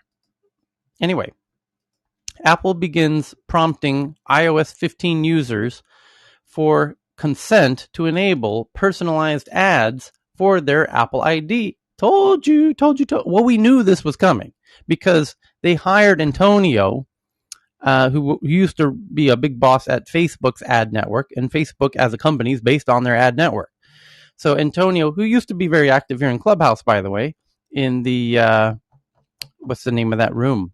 the Big Ideas room, and he was hired by Apple, and he's an ad guru. So we know that Apple was going to build up a stronger ad network based on that hiring.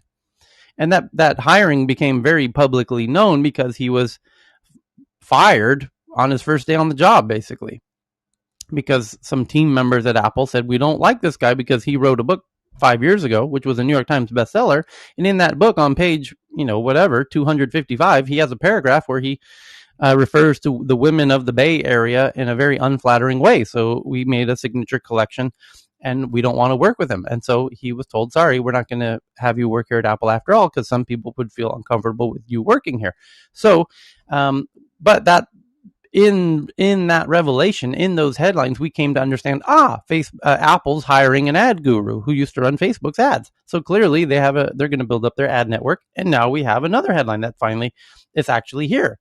Apple begins prompting iOS 15 users, which, by the way, you will download in the next few days. So when you upgrade to iOS 15, you too will be faced with a pop-up that asks you to consent to enable personalized ads based on your Apple ID, which was previously on by default and led to antitrust scrutiny. But now they're going to let you opt out of the personalized ads tied to your Apple ID. And now your Apple ID will know your race and gender and age and all kinds of crazy things. My goodness, will that be incredibly personalized ads? But you will be able to opt in or out of personalized ads. Benedict Evans tweets about this article saying Apple finally accepted that it needs to get consent for tracking, even though it thinks doing tracking on the device is ipso facto private. Because they're going to get in deep shit if they don't get opt-in for tracking. And meanwhile, the Apple tracking system gets put on the bottom of the privacy page, separate from all the other tracking. So, I have a question on that, just quickly. I wonder to what extent it's legal or feasible that Apple would use your health data that they aggregate to augment their advertising. I mean, I know it sounds like a simple question, but it's a significant step forward for them for advertising, but step back for us for privacy. What do you think on that? Absolutely. If you opt into personalized ads, they would be idiots not to use whatever health data they can get around that.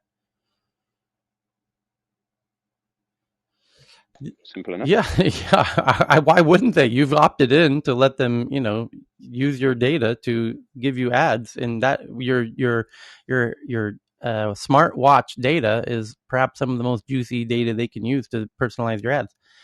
The next article is from Reuters that says, according to filings, the NLRB is investigating 2 complaints by Apple employees, including one by senior engineering PM Ashley Jovic, which we just read about her name 48 hours ago, who alleges workplace harassment and more. The U.S. National Labor Relations Board is investigating 2 cases filed by employees against Apple records of the agency's website show. What does that mean? So here we go.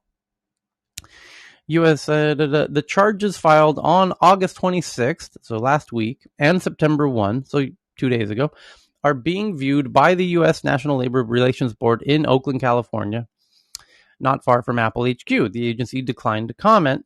We take all concerns seriously, and we thoroughly investigate whether a concern is raised. Apple, which is based in Cupertino, California, just across the bridge from Oakland, said in a statement that cited employee privacy is declining to discuss specifics.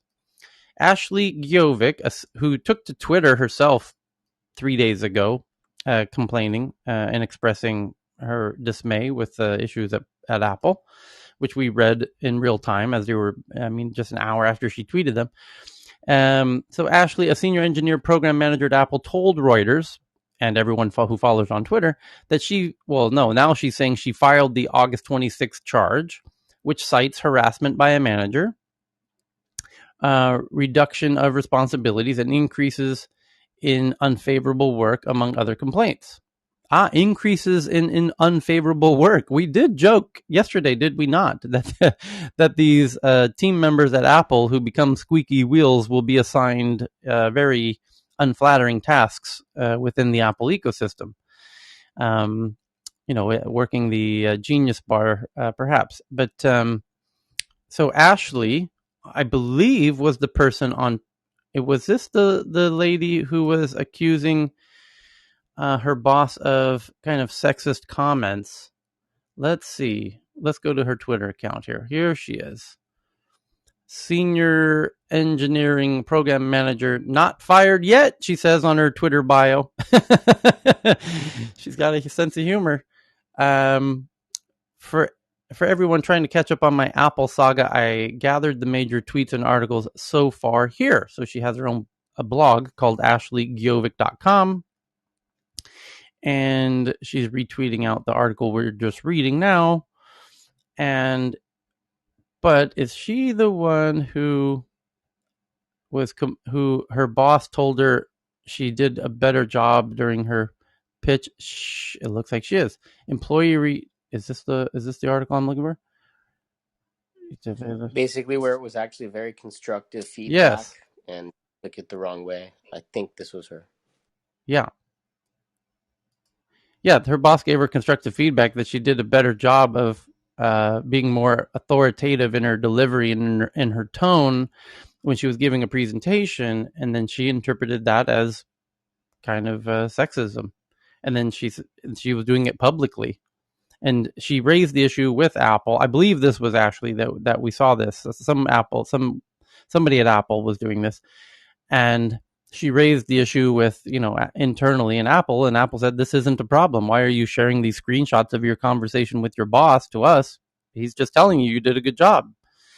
And she says, oh, well, if there's no problem with this, then I'll just share it publicly on my Twitter account. No, Ashley, you can't share your private conversations with your boss on Twitter. And anyway, so she has her website, Ashley Gijovic, my Apple whistleblowing saga. Here's the major updates as we go through this nightmare together.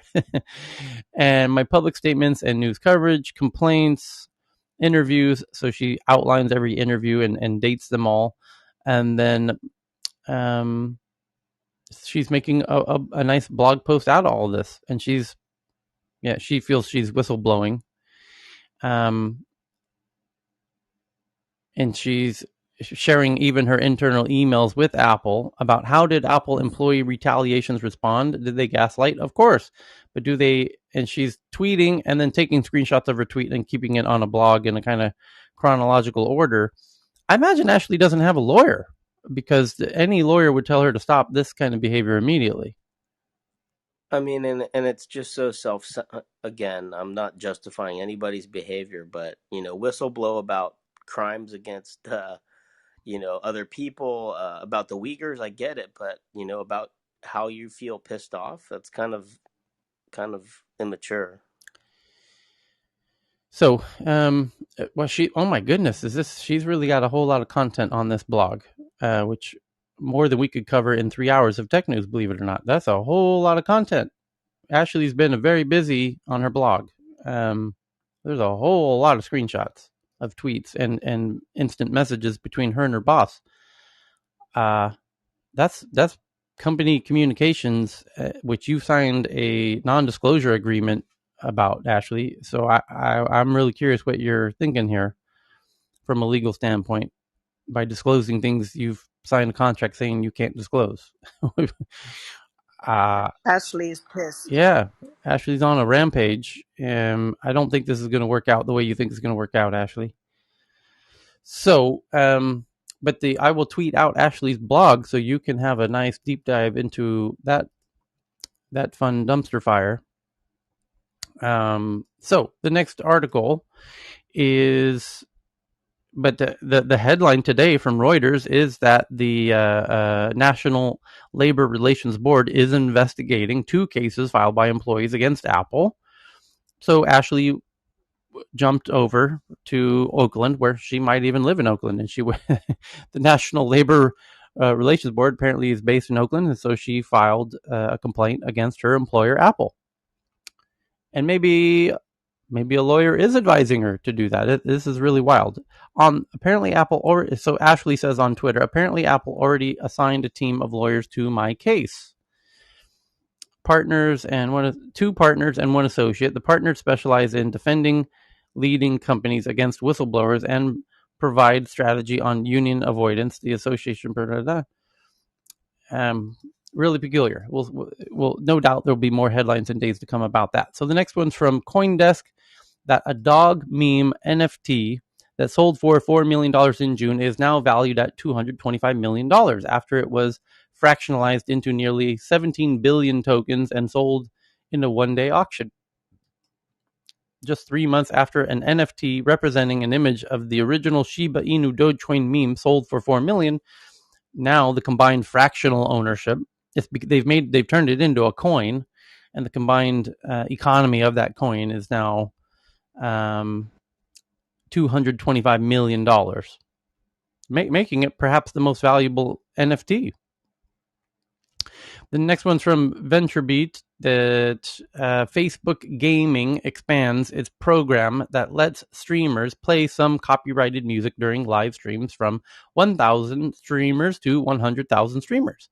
A new Game Beat event is around the corner. Learn more about what comes next. Facebook Gaming is expanding streamers' access to a library. Oh, wait a minute. Did we not? 3 articles. We're trying to figure out about Twitch, which is game streaming, and who could benefit by sabotaging Twitch. And now Facebook is now getting into the game streaming category. That's interesting. That's really interesting. Oh, shit. You have to wonder if Facebook's got I better shut up.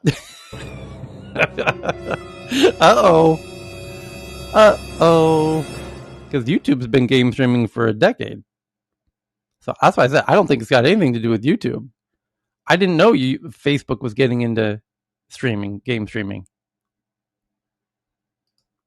They're all just copying each other. It's what you said before. There's no loyalty. There's no shame anymore. It's just, oh, you have something, I'm going to take it. It's very Friday, with Debo taking the bike. So from TechCrunch, the next article is from TechCrunch. Jeeves, which is building tools to help startups manage expenses, raises $57 million. Who cares? Next one, Dallas-based Match Group, which is owns Tinder and Match.com and all of the dating apps. It's actually a monopoly of all the dating apps, which is Match Group. Creates a fund to help cover costs for staff and dependents who need care outside of Texas after the state near total ban on abortion. Oh, interesting. So there is a response, because somebody in one of the top stories of the day is about the big lawsuit. The big new law, the anti-abortion law. And it was Protocol. Protocol wrote the article, following Texas's abortion law, tech companies could face suits over providing in-demand rides to clinics. And now, this is super interesting, that Match.com, which apparently has a strong presence in Texas, Dallas-based Match Group, so yeah, they're very much based in Texas, creates a fund to help cover the costs for staff who need care outside of Texas. Well, hang on, Match.com, because according to the wording of the new law, if you are assisting in any way of an abortion, you too are in deep shit. So, Match, you better read that new law very carefully. Have your lawyers look that one over and double check it twice, because it sounds like this is precisely what the law was aiming to prevent, was anybody helping anybody get abortions. And so Match Group's chief executive officer is creating a fund to support employees impacted by Texas's near total abortion ban that was allowed to go into effect by the U.S. Supreme Court on Wednesday. The Dallas-based company, which owns some of the biggest dating sites, generally does not take political stands unless it is relevant to our business, Shar Dubey wrote in an internal memo to employees. But this particular law is so regressive to the cause of women's rights that I felt compelled to speak publicly about my personal views. The parent of dating apps like Tinder and OkCupid is one of the first companies to react to the Texas measure, which bars abortion after 6 weeks of pregnancy. The Supreme Court voted 5-4 to refuse to block the law. Dubey, who became CEO last year, said she immigrated to America from India over 25 years ago, and I have to say, as a Texas resident, I'm shocked that I now live in a state where women's reproductive laws are more regressive than those in most of the world, including India. Dubey said the fund would help cover the cost of employees and dependents that need to seek care outside of Texas. Well, Dubey, be very careful, because the law specifically is worded to prevent precisely that. But the law will be rewritten. It'll be revised.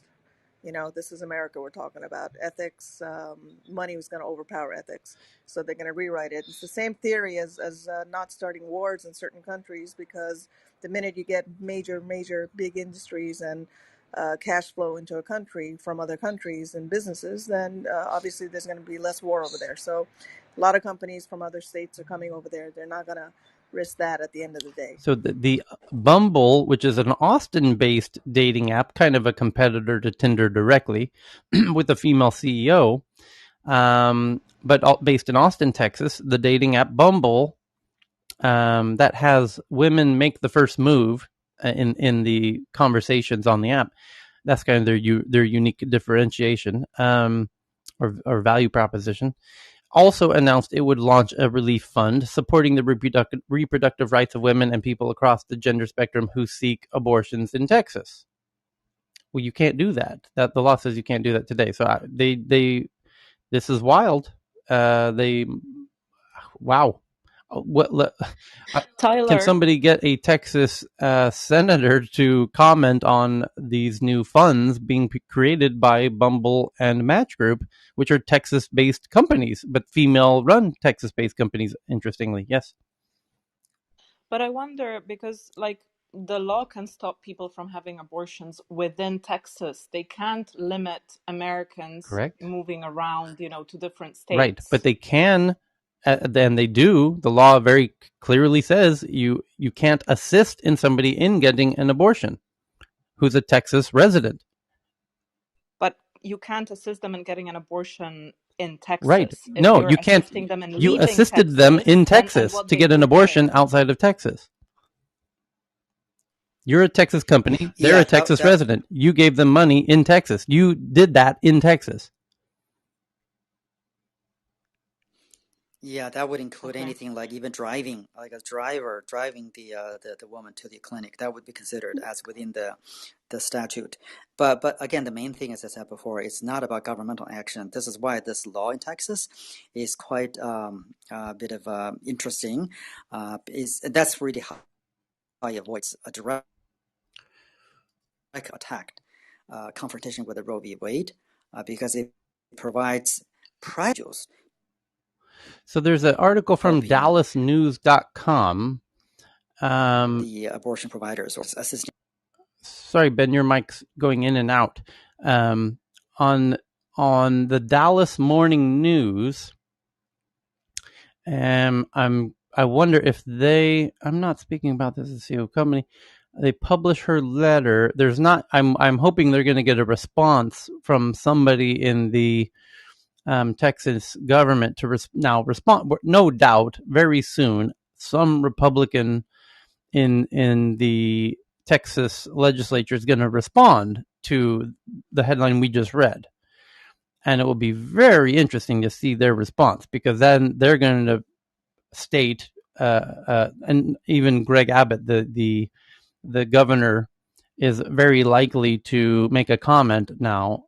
No doubt journalists are rushing to ask the governor, Greg Abbott, what do you think about Match.com and Bumble creating funds to help women get abortions, obviously, across the border? And it's rather obvious what he's going to say, that, we will penalize them and punish them as according to the law. We specifically wrote the law to prevent precisely that and punish precisely that. I'm going to speak in a vernacular that maybe the Texans will understand, but bless your heart, Texas.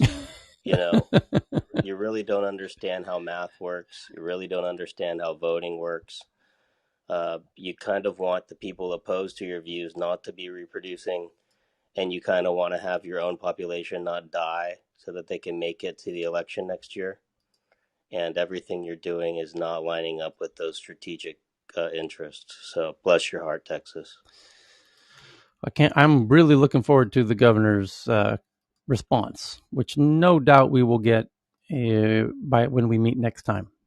So the next biggest headline of the moment, pardon me while I refresh the tab here, is we covered the Facebook gaming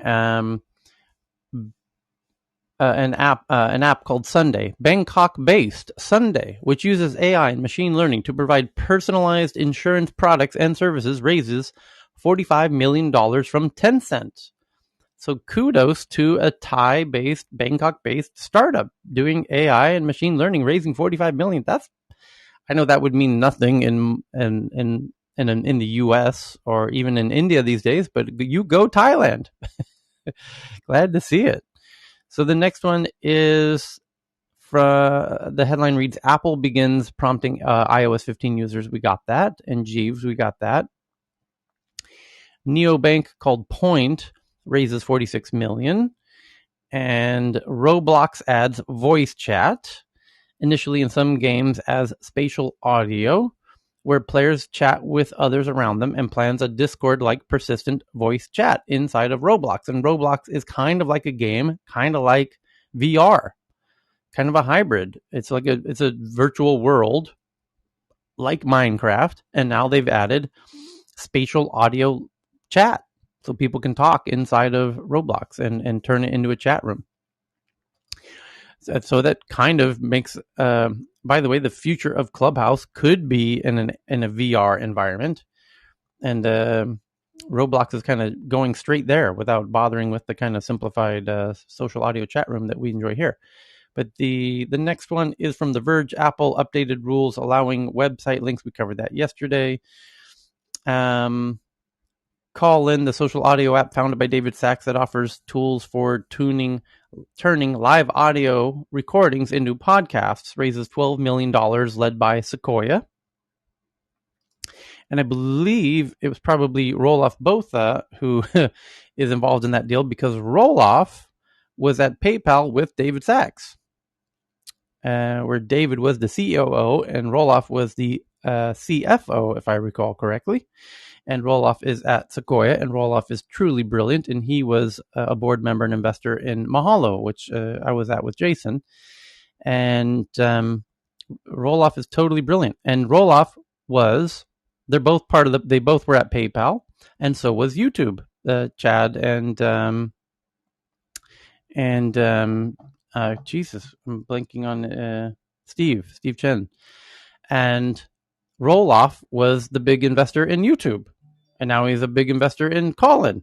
And so you better believe there will be some very friendly connections between Callin and YouTube as well. And in fact, that was just Heyman says they even said that in the room that they were just in with David Sachs. So Benedict Evans says there's so much more to do before podcasting is solved. It's as though instead of the web, we were downloading PDFs in a dozen different FTP apps, each of which has their own handwritten directory of cool PDFs to read and no links. David Sachs says why we created Callin. Roloff Botha says in March 2020, David Sachs interviewed me for a role at PayPal. We became colleagues and friends. At a personal level, it's a treat to be working with him on Get Callin. And professionally, we at Sequoia believe in the potential of an easy-to-use vertical tech stack for podcasting. And then my buddy Jason says the most oversubscribed deal in the history of the syndicate is now live. Download Callin today. The next one is an EU court rules that zero tariff offers from Vodafone and Deutsche Telekom that offer unlimited streaming violate EU roaming and net neutrality laws. Axio says a startup called Solve, SOLV, a provider of same-day and next-day appointment software for healthcare providers, raises $45 million. SymbaChain, which provides a blockchain-based smart contract service to U.S. defense organizers, raised $25 million. And the NHTSA, the NHTSA, sends Tesla a letter asking for detailed information on how autopilot detects and responds to parked emergency vehicles as part of a wider investigation as to why Teslas keep crashing into parked emergency vehicles like ambulances and police cars and fire engines. It's really bizarre. And now they're investigating to figure out why. And that is your big, boring headlines of today that your cousins and coworkers are now reading and sharing on Twitter as we speak. But those are not the interesting headlines that they will be talking about 3, 4, 5, 6 months from now. These are the really interesting ones that they will be talking about 3 months from now that we're going to talk about now. Like that, all the smart geeks on stage and in the audience have been sending in. And I've been picking out my favorites. And here's some of those. From Reuters, they say they have an exclusive that Amazon to remove more content that violates rules from their cloud service, sources say. Amazon plans to take more proactive approach to determine what types of content violate its cloud service policies, such as rules against promoting violence, and enforce its removal. According to 2 sources, a move likely to renew debate about how much power tech companies should have to restrict free speech. Over the coming months, Amazon will hire a small group of people in its AWS division, Amazon Web Services, to develop expertise and work with outside researchers to monitor for future threats. One of the sources familiar with the matter said it could turn Amazon, the leading cloud service provider worldwide with 40% market share of all cloud hosting, to research firm Gartner into one of the world's most powerful arbiters of content allowed on the internet, experts say. Amazon made headlines in the Washington Post last week for shutting down a website hosted on AWS that featured propaganda from ISIS that celebrated the suicide bombing that killed an estimated 170 Afghans and 13 U.S. troops in Kabul last Thursday. They did so after the news organization contacted Amazon, according to the Post. The proactive approach to content comes after Amazon kicked social media app Parler off of its cloud service shortly after the January 6th Capitol riot for permitting content promoting violence. Here's the quote. AWS Trust and Safety works to protect AWS customers, partners, and internet users from bad actors attempting to use our services for abusive or illegal purposes. When AWS Trust and Safety is made aware of abusive or illegal behavior on AWS services, they act quickly to investigate and engage with customers to take appropriate actions, AWS said in a statement.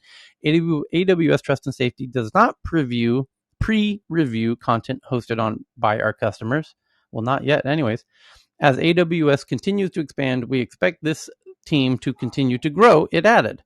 Activists and human rights groups are increasingly holding not just websites and apps accountable for harmful content, but also the underlying tech infrastructure that enables those sites to operate, while political conservatives decry the curtailing of free speech. And in fact, there's now laws in Florida and Texas to prevent precisely this. We read them yesterday. That web platforms with more than 5 million users are not able to censor the political speech of any kind, including ISIS. Although I imagine the Republicans who wrote that rule might agree, maybe you can remove ISIS. But and anyone that goes against our views. Yeah, but here it is a day later after that new thing in Texas just was passed by their House and Senate. AWS is going to take down, content that violates their stuff, and this all is like coming together with the identity, right? I mean, because the digital asset that's in question, that's offensive or whatever, that someone put it there, and they don't know who put it there, and they still have possession of it. It's like, someone put the weed in my car, officer. I swear it wasn't me. My friend left it here. I think that's what they're going to run into now, is that as, people have to identify themselves, I'm sure they're going to leave these, questionable content really abandoned. And I'm thinking they're going to have to scrape their servers, or they're going to get in trouble for it. So it says cloud services such as AWS and other entities like domain registers are considered the backbone of the internet, but have traditionally been politically neutral services, according to a 2019 report from a Harvard researcher who studies online extremism and disinformation campaigns. But cloud services providers have removed content before, and they just give one example, such as the aftermath of the 2017 alt-right rally in Charlottesville, Virginia, helping to slow the organizing ability of alt-right groups, Donovan wrote. Most of these companies have understandably not wanted to get into content and not wanting to be the arbiter of thought, Ryan said. But when you're talking about hate and extremism, you have to take a stance, he says.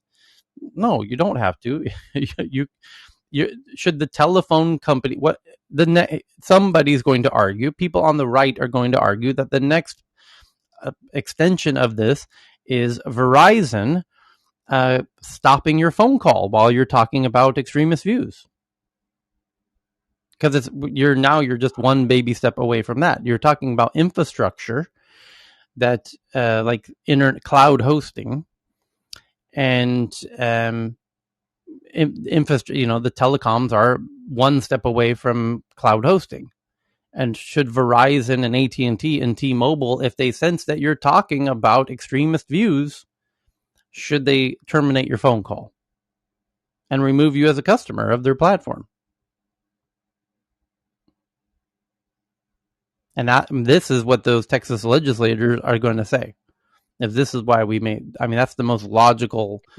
That's why I said, you can blame the roads for the abortions. You want to stop abortions? Destroy the roads.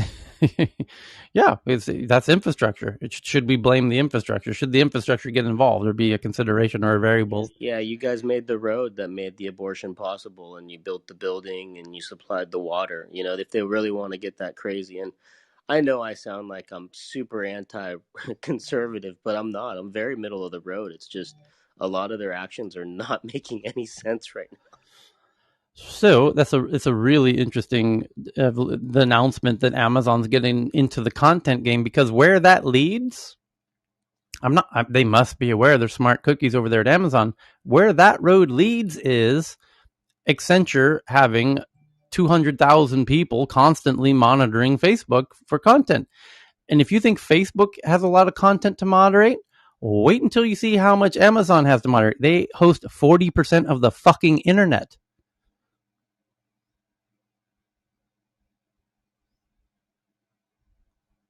So how many moderators are you going to need to moderate 40% of the internet? Allah.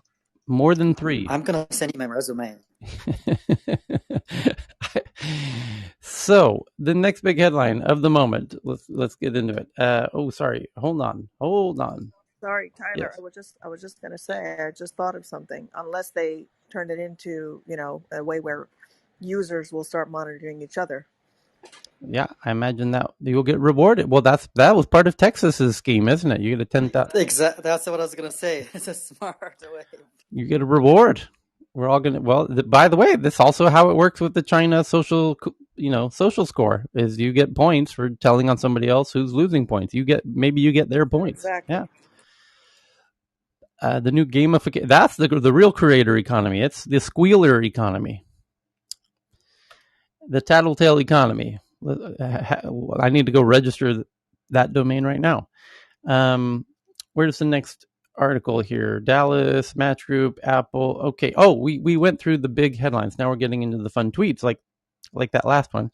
So the next one is Evan sent in a self-sufficient cabin which can withstand extreme climates, which might be handy looking forward. And you can see this really fantastic rendering, which looks very realistic. Renderings are getting so incredibly realistic looking. They look like real videos these days. But check out this utopian scenario that Evan just tweeted on Twitter. I just retweeted it. And I'm going to bookmark that one because, boy, that looks like a genius design they got going on there. The next one is also from Evan from CNBC, that Xiaomi officially registers its EV business and says it has 300 staff. And the name of their EV business is, get ready for this, Xiaomi EV, as it has been set up with a previously announced registered capital of about $1.5 billion to make EVs. Well, you're going to need a whole lot more than that to make EVs, but it's a start.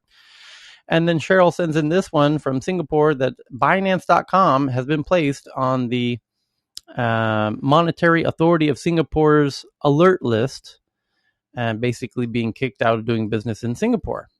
And they've ordered Binance to stop providing payment services in Singapore and to cease soliciting business from Singapore residents, to which Binance says, nah, go fuck yourself, Singapore. We're going to do whatever the fuck we want. We're fucking decentralized. Biatch! Come and stop me. You can't do anything about it. That's what decentralized is all about. But at the same time, CZ, the crazy bastard who's running Binance, and oh boy, is this guy shit for brains crazy, also is talking out the other side of his mouth saying, we're going to be the most regulation-friendly tech company ever. Oh, really? And yet every week there's a new country telling you to get the fuck out and stop doing business, and you're like, nah, we're not going to comply, but we're going to be the most regulatory friendly.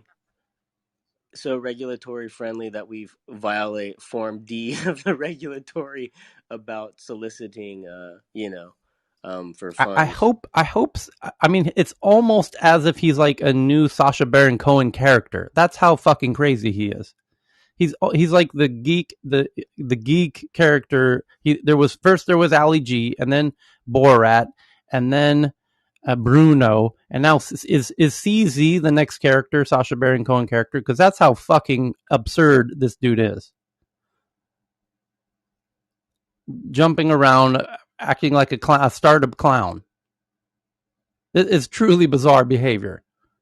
Pissing off every week a new government. Feels the need to announce, Binance, get the fuck out of here, and he's like, oh yeah, but we're the most regulatory friendly startup ever. I mean, he makes Donald Trump's statements sound logical and sane by comparison. Nobody knows more about decentralized finance than me. I mean, this is the absurd. That's the level of jackassery of his comments. We're going to be the most regulatory friendly startup. Oh, and we're going to IPO in America soon. Oh, we're about to close a very big fundraising. Sure, you are, CZ. It's almost getting to the point of performance art, or like a Andy Kaufman,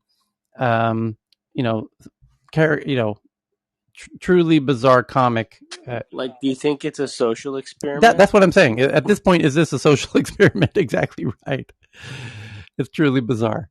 So the next one is from Faraz. Can you actually go live in a boat and do all these things, piss off every country, tell everybody that you're not going to do it while doing it straight in their face? Right. Australia, Singapore, Malaysia, and South Africa launch a joint central bank digital currency pilot. That's super interesting. 4 central banks are teaming up with the Bank of International Settlements to prototype DLT platforms for cross-border settlement using digital fiat currencies. That's must be really scared of Bitcoin. Yeah, you're right. This is the reaction of central banks who don't want to embrace Bitcoin. I agree, Ben. At what point will all of the EU, Ben, or if anyone who has an idea, I mean, you have China's central bank digital currency, but for obvious reasons, some countries in Asia likely will participate in that. And it's rumored that Thailand and the UAE are the first to kind of want to willingly partner with that. But what might also be a union of central bank digital currencies? The EU obviously is going to have their own central bank digital currency for all the EU countries. But other than that, Latin America could unify. But it looks like Latin America is rather Bitcoin friendly as of late. So maybe they'll go the Bitcoin route. Africa could do a unified central bank digital currency. Mabana, is there any rumors to that effect? Or they also could be very Bitcoin friendly. But not. Well, don't forget that in Africa we split off as well. Again, in we have the ECOWAS side, West Africa. We have East Africa Community, EAC. We have there's a plan potentially for that. And then Southern Africa as well. So even it doesn't really help. Remember, Africa is split into multiple geopolitical regions. I mean, you have North Africa, which is closer to Egypt and Middle East, and Francophone. Yeah. Francophone kind of overlaps with the ECO in West Africa. So it'll be very complicated in Africa to do one giant. Unified CBDC. Yeah, it's so diverse in so many different ways. You raise a great point. It's I would say it's more diverse than even Europe. And already we have like Nigeria going ahead and Ghana going ahead with theirs ECD and eNaira, and so they're kind of already as single countries. But at the same time, there is this whole and there was a room we discussed this, I think, in the Tech Payments Club last week around other like Singapore trying to drive integration between some big deal. I'm forgetting the name. Maybe Messi can help me. What was that giant deal? It's just a real mess, and that's why I'm also skeptical, because Africa has had a hard time even integrating in multiple levels. So and there's a lot of foreign actors coming in from China, Singapore, France, and colonial ties, UK, of course, US. And so it's super hard to do it, actually. But I'll let Messi comment here. Maybe she has some thoughts. So I think it's very true. We were discussing it yesterday as well in the Good Morning Africa room. Like you said, Nigeria is pushing ahead with their own eNaira, and others. Like I know that Kenya and Morocco and South Africa are also discussing having their own digital currency from their own central banks. So it is really fractured. But at the same time, I don't remember how long ago, but it's a while, a few months ago, I would say several months ago, there was a discussion about, especially in the southern bloc, talking about coming up with some kind of central digital. It may not be like Taylor said.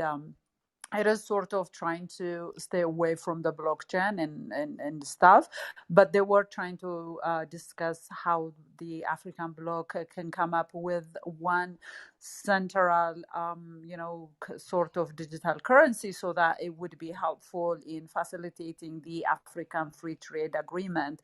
I know, Mbwana, you are a bit skeptical about that, the AFCFTA, but there has been discussion, and even the African Union Agenda 2063 includes that part of, the cross-border payments between African countries, so that it can facilitate the free trade agreement. So yeah, those are a few things that they have been trying to do, but they are really contradictory to each other, even though they talk about having one central currency, but they also are experimenting with their own individual digital currency. So it's a little bit iffy. So yeah, that's my take on that. I'll add one more thing, and this is kind of, I'm a realist, as I know I mentioned Messi in the other room, the tech room. It's like, just look at the trade between African countries and watch that as if it goes up or down. I'm hoping, this is my hopeful side, as we see more trade between, like, say, Kenya and Tanzania, or Nigeria and Kenya, or South Africa, as that starts to increase, that's when, naturally, as far as the businesses, then you see the effect. Because even just here in Tanzania, where I am, and when I drive over to Kenya, there's still too much friction. We're meant to have a free trade agreement between EAC, right? And you hear the same stories in West Africa, where there are some agreements in place, but they're not honored on the ground, right? And so, it's back to that old age problem with Africa around our leadership and political institutions being strong enough. And so, yeah, if there's a crisis, who goes there first? Is it the U.S. or is it the AU army, right? How well are we able to organize on that level when there's something that we need urgently? Even on COVID, right? How strong is the EU, the AU, and be able to coordinate all that? So I just look at those, and then just kind of from my own experiences, and then versus just reading headlines and big talk, and then but I'm just impatient on that level. Like, I've just not seen the progress, right? Anyway, that's it for me. Done speaking. Okay, so our friend Ashley over there at Apple has taken to Twitter to say why she hasn't been about her having not yet been fired by Apple, which she says in her Twitter bio. She says, "I assume I'm not fired yet because Apple knows the extent, duration, and severity of how much they've already fucked me over, and how well I've documented every bit of it. Also because I've now filed complaints with numerous government agencies for Apple's original harm and also the retaliation." Okay. It's a good time. Good. That's some good tech drama over there on Ashley's Twitter. So the next one is that a new flaw in Bluetooth, which is being named Bracktooth, leaves a million of Bluetooth-enabled devices vulnerable. More than a million Bluetooth-enabled devices are affected by the new flaw, collectively dubbed Bracktooth. which in Norwegian brak means to crash. So it's a funny play, because even Bluetooth has kind of Nordic, or the symbol of Bluetooth is actually kind of Nordic alphabet. And these 16 security weaknesses span across 13 Bluetooth chipsets from 11 vendors such as Intel, Qualcomm, Texas Instruments, and others. An estimated 1,400 or more commercial products, including laptops, smartphones, and IoT devices. The flaws are disclosed by researchers from Singapore. All the vulnerabilities can be triggered without any previous pairing or authentication. The researchers noted the impact of our discovered vulnerabilities is categorized into many categories, and the most severe of the 16 bugs affects in many Bluetooth-based appliances ranging from consumer electronics to industrial equipment, arising due to a lack of out-of-hands check. So be very careful. I'll tweet this out so you can measure for yourself how to take necessary precautions with your Bluetooth devices if you are so potentially concerned. And speaking about Twitch, as we were, and how Twitch had itself a protest recently called A Day Off of Twitch, which was Wednesday, which lowered the traffic around 10% on all of Twitch.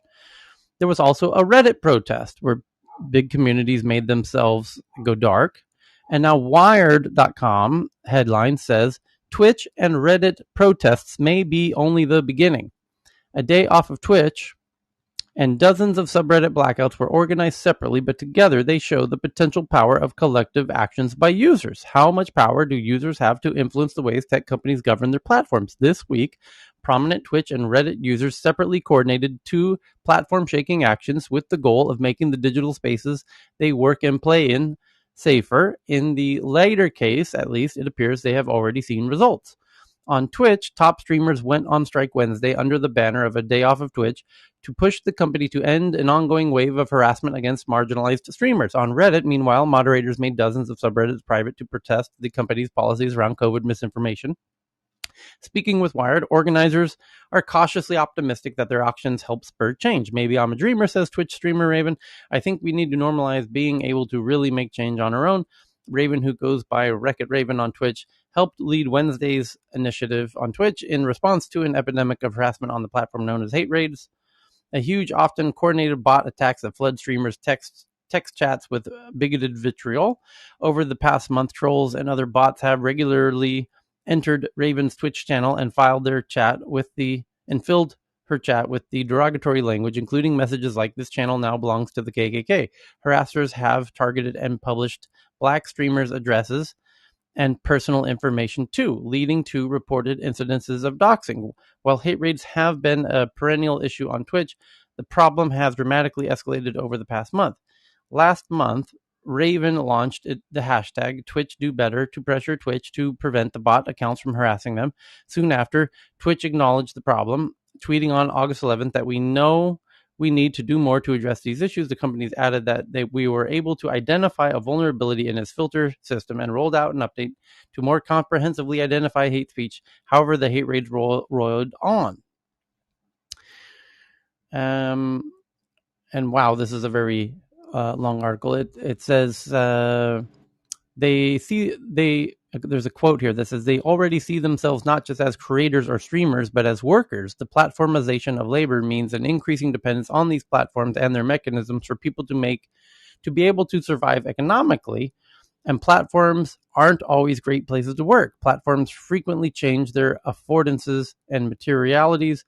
The creators have to adapt to them at a high cost. It is impossible for outsiders, moderators, and streamers to know how effective their actions have been without being a fly on the wall in privileged Zoom calls. Confidence in their actions, though, may beget more actions. Do I think our collective action had something to do with it? Absolutely, says one of the moderators in Reddit. Will we know how much? Not in a million years. That's what PR is for. So I will tweet that one out for your convenience. Interesting points that they raised there, though. And then there's another interesting one from Wired that says that a bunch of YouTubers had watched a YouTube channel about somebody with Tourette's syndrome, and then the YouTube viewers themselves adopted his Tourette-like tics. Hundreds of people are displaying similar behaviors to that of YouTube star Jan Zimmerman. Do they have a disorder or something more mysterious? Where after watching this YouTuber, which has Tourette's, and now they're mimicking his behaviors. What's going on? They're trending. Yeah. In June 2019, a psychiatrist at Hanover Medical School in Germany and head of its Tourette's outpatient department was being inundated by patients with tics unlike anything she had seen before. Not only were the tics complex in nature, involving several muscle groups, even more bizarrely, the symptoms of the patients were remarkably similar. The symptoms were identical. Not only similar, but identical. Although all had been formally diagnosed with Tourette's by other physicians, Kirsten Muller-Wahl is the researcher's name. So Muller-Wahl, who also had been working with patients with Tourette syndrome for 25 years, was certain it was something else entirely. Then a student came forward who knew where she had seen those tics before. All the patients were displaying the same tic-like behaviors as the star of a popular YouTube channel, which in German means thunderstorm in the head, documents the life of Jan Zimmerman, a 23-year-old German with Tourette's. The channel's reason for existing is to speak openly and humorously about Zimmerman's disorder, and it was a proven hit, amassing more than 2 million subscribers in just 2 years. That's huge growth for a YouTube channel.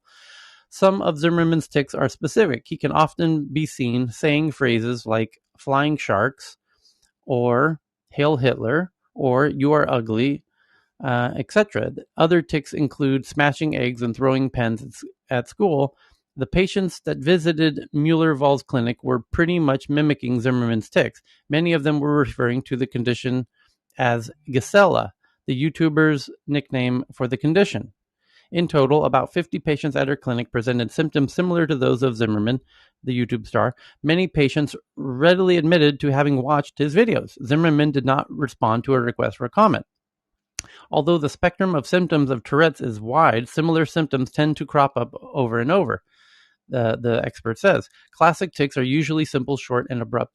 They are mainly located in the eyes, the face, and the head, such as blinking, jerking, and shrugging.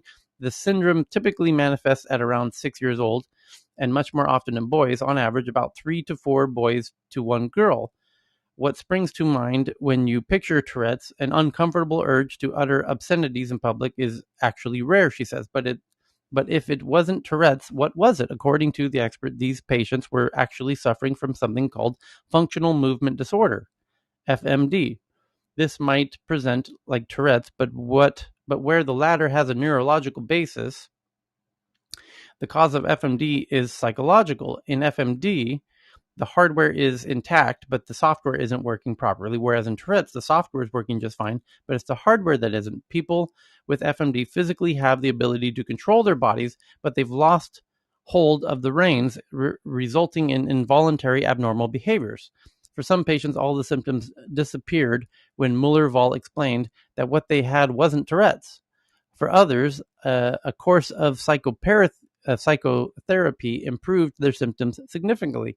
Still, the sheer number of patients with the exact same symptoms puzzled the experts and their colleagues. Mass psychogenic illness, also known as mass psychogenic illness, mass sociogenic, also known as mass psychogenic illness, or historically called mass hysteria, spread like a social virus, but instead of perceptible viral particle, the pathogen and the method of contagion is invisible. Symptoms spread by unconscious social mimicry to vulnerable people, thought to be triggered by emotional distress. This is wild. Outbreaks of mass psychogenic illness are dotted throughout history, perhaps the most famous being in October 2011 in Leroy, a tiny town in upstate New York, when a group of schoolgirls inexplicitly developed Tourette's-like tics, including several verbal outbursts and dramatic jerking moments. The outbreak was eventually determined to be a case of mass sociogenic illness. The story became the subject of a media frenzy at the time and was shared widely online, resulting in people who never met the girls coming down with the same symptoms. It was the first case of a mass sociogenic illness to be shown to have spread through social media. Wild. Well, it certainly brought attention to Tourette syndrome and to the person, with that YouTube channel. So, which is always a good thing, I guess. We don't hear about it much now, but, with the mediums, you got to wonder how much subliminal stuff is getting broadcast. It's wild. A social...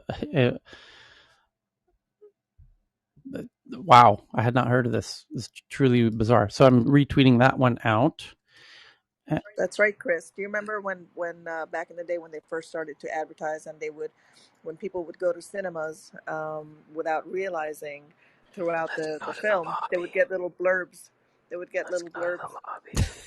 Sorry? He's trying to implant thoughts in your head. Yeah, they would see they would have, without even realizing, for a nanosecond, they would put popcorn on the screen. Yeah. And people would constantly just go and buy popcorn. Right, so check this out. So there's, according to ABC News, China, this is related. Think about how this could be related to what we just read. ABC News, China bans effeminate men from TV. Broadcasters ordered to resolutely put an end to sissy men and other abnormal aesthetics. That is the translation. I thought of you last night when I read that. The party has reduced children's access to online games and is trying to discourage what it sees as unhealthy attention to celebrities. Broadcasters must, quote unquote, resolutely put an end to sissy men and other abnormal aesthetics, the TV regulator said, using an insulting slang term for effeminate men, Nyang Pao, or literally girly guns. That reflects official concern that Chinese pop stars, influenced by the sleek, girlish look of some South Korean and Japanese singers and actors, are failing to encourage China's young men to be masculine enough. Broadcasters should avoid promoting vulgar internet celebrities and admiration of wealth and celebrity. They're trying to cut down on bling bling. That's interesting. But that's what the girls like. The regulator said, instead, programs should, quote unquote, vigorously promote excellent Chinese traditional culture, revolutionary culture, and advanced socialist culture. And yet again, with the socialist and Marxism that they want to promote, it's really fantastic. Xi's government also is tightening control over Chinese internet industries.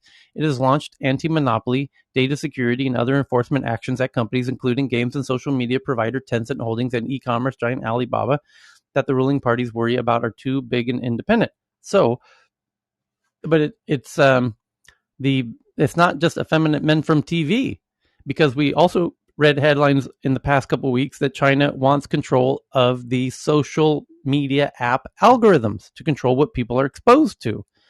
And if they want to ban effeminate men from TV, then of course they want to remove that from the social media apps as well, like TikTok and in China.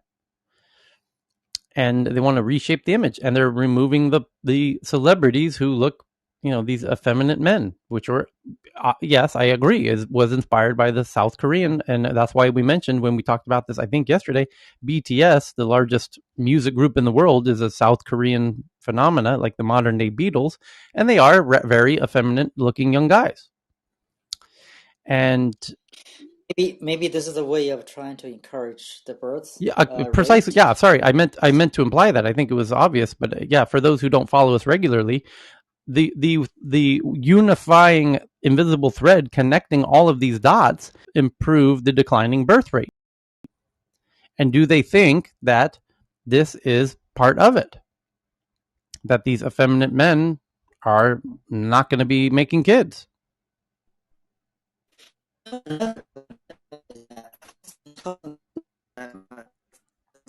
Hold your thoughts. We'll come back to you.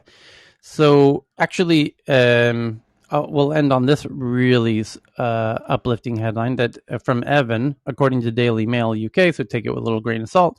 Israel is now the world's COVID hotspot, despite leading in vaccinations. The country recorded 1,892 cases per million people on Wednesday, nearly 0.2% of the entire population in a single day. Yet they are also have the highest rate of vaccines, and this is what is the worst case scenario, that the mutations, the most recent mutations, seem to be not so controllable with vaccines. This is just another case where people didn't trust us to make the right decisions. I mean, when this first came out, we knew this was the risk, is that this thing was going to mutate so fast, it was just going to get out of control. So I'll leave you with that happy thought, because now, Florian, are you ready to open the digital inclusion room? Absolutely. Get it started. I'll go ahead and start it, and then we will meet you in the digital inclusion. Click on the title of this room, where you'll see the Tech News Club. Please do give it a follow, and you'll notice the next upcoming room is the Tech Inclusion News Around the World, starting now. So we will jump over there and have a nice chat, which Florian will lead. And a big thank you to everybody. And we will meet again in about 5.5 hours.